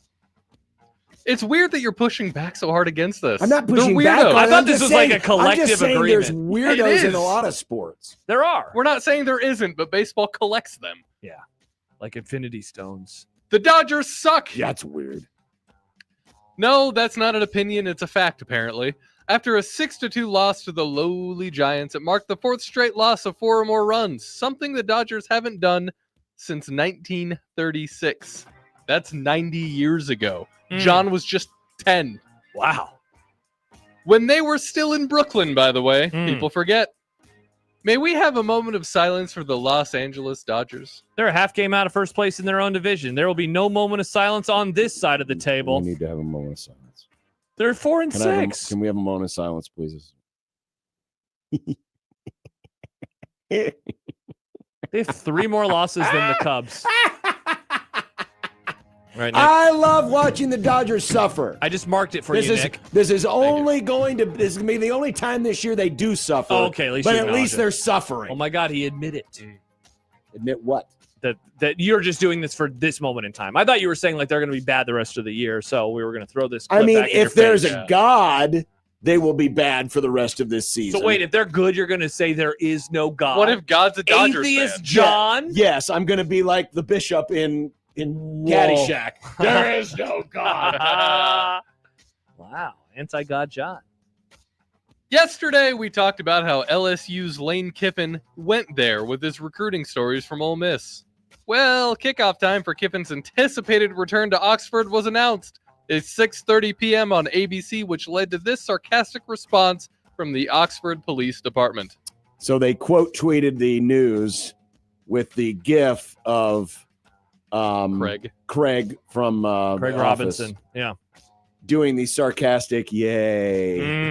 It's going to be a bleep show. Yes, down it in is. Oxford. Especially now that Lane Kiffin has decided to open up that can on Oxford. They already hated him. Now they're going to hate him even more.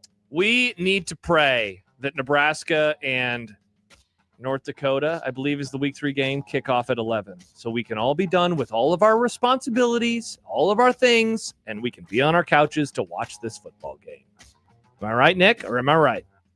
I might be building a model car that day. I called John and Schaefer for Big Red Overreaction that night. One of the 9 games Mike Schaefer will do postgame for this season. Have you seen this? Have you heard about this? USC and Notre Dame are in discussion to resume their rivalry series.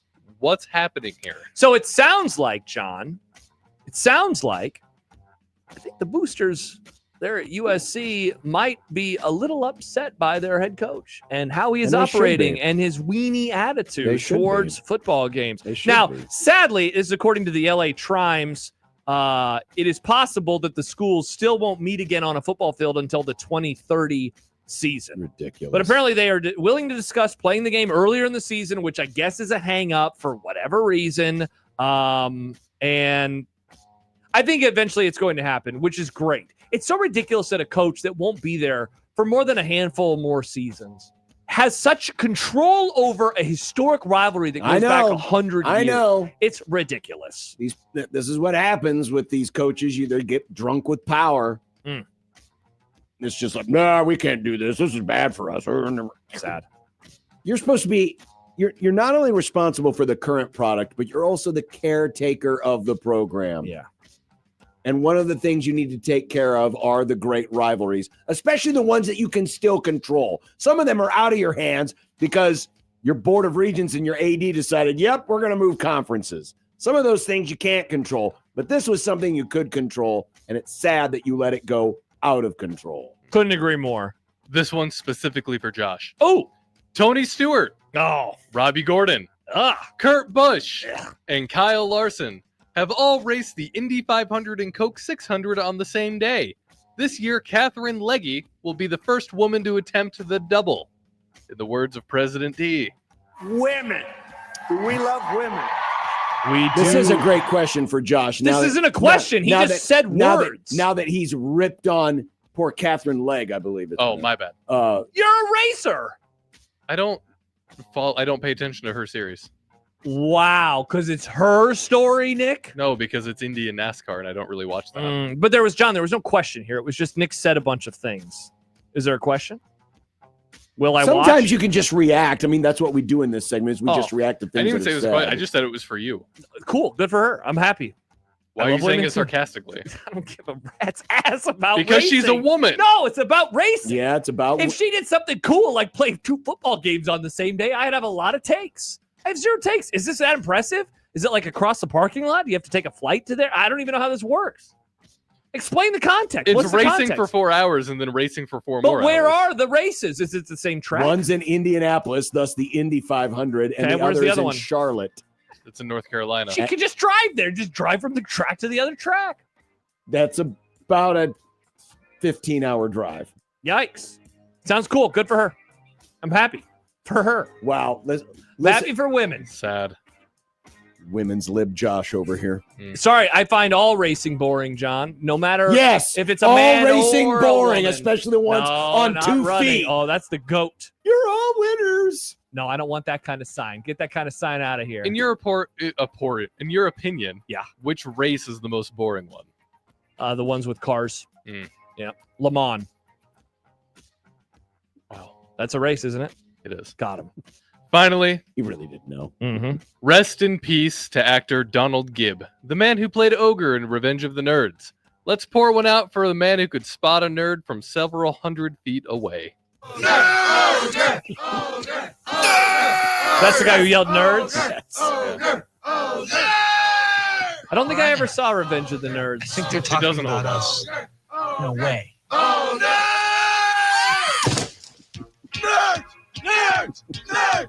on, Lewis, let's go. But those are the only lines he ever had in the movie. Wait, really? That guy just yelled nerds the whole He's just time? yelling. I'm trying to remember if he actually had lines in. I think he did. I think he had a couple, but it was mostly just yelling nerds. R.I.P. Donald Gibb. I honestly didn't know what his name was. I just know him as Ogre. Uh-huh. Donald, don't call me Barry Gibb. He wasn't in that many things. No, but it was very memorable. Oh, yeah, I've seen that GIF many times. Very, very, very memorable. Mm-hmm. Speaking of memorable. Speaking of memorable dinners coming up. Real quick, speaking of the Ole Miss stuff. And that flap, we were talking about the other Confederate states. Yeah. Ray says, while it is correct that Kentucky and Missouri did not leave the Union during the Civil War, the reason the Confederate flag has 13 stars is because the 11 states seceded and the 12th and 13th stars represented Kentucky and Missouri. There was so much sympathy towards the Confederacy in those states that they sent representatives to the Confederate Congress and got their own stars. Oh, my gosh. Wow. So they were two-time. Confederates by They were playing association. both sides of the fence. Whack. Crazy. It is crazy, Nick. And this is why Missouri sucks. I don't like Missouri. Missouri's terrible. Mm-hmm. What's for dinner is next on 1620 The Zone.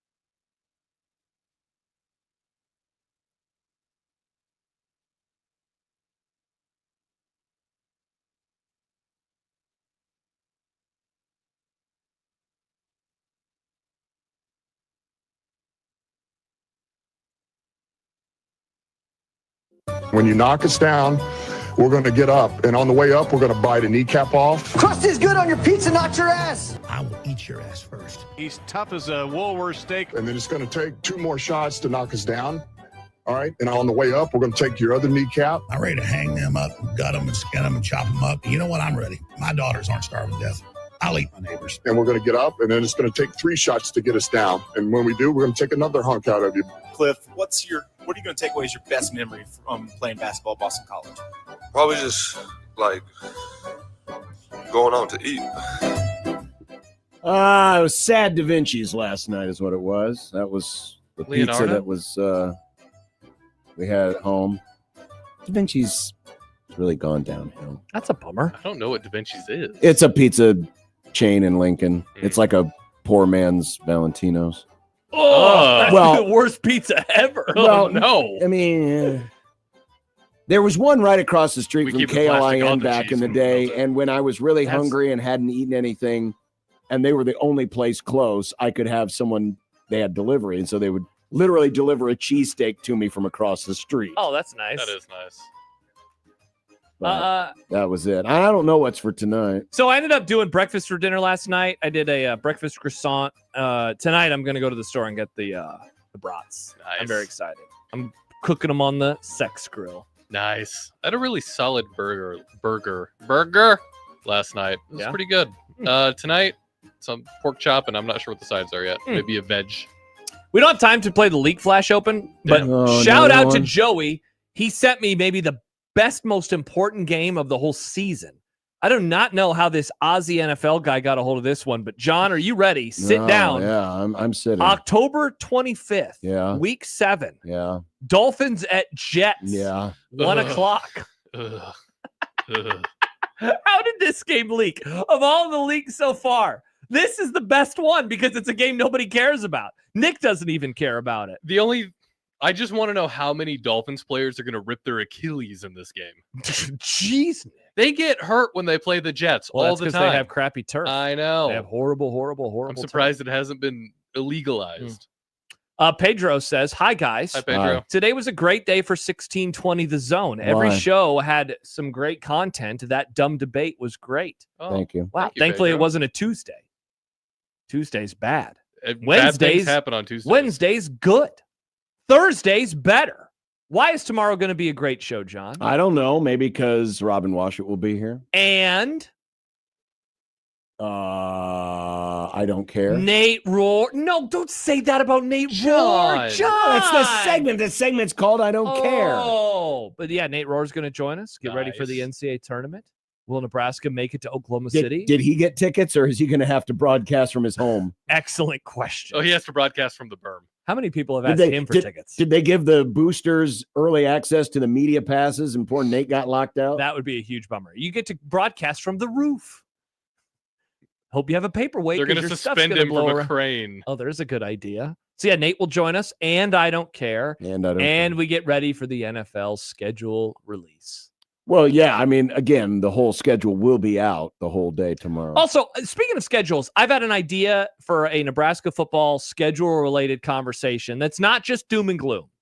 And so I'm going to do some stuff. Well, I hope not, because this is Happy Husker Football Week. I'm going to do some research, and I will have some information tomorrow. I'm going to put it in my calendar so I don't Is forget. it going to be happy? I can't promise, but I'm hoping it will be. See, I'm you hoping. can't even promise it's going to be happy. I'm hoping. Sad.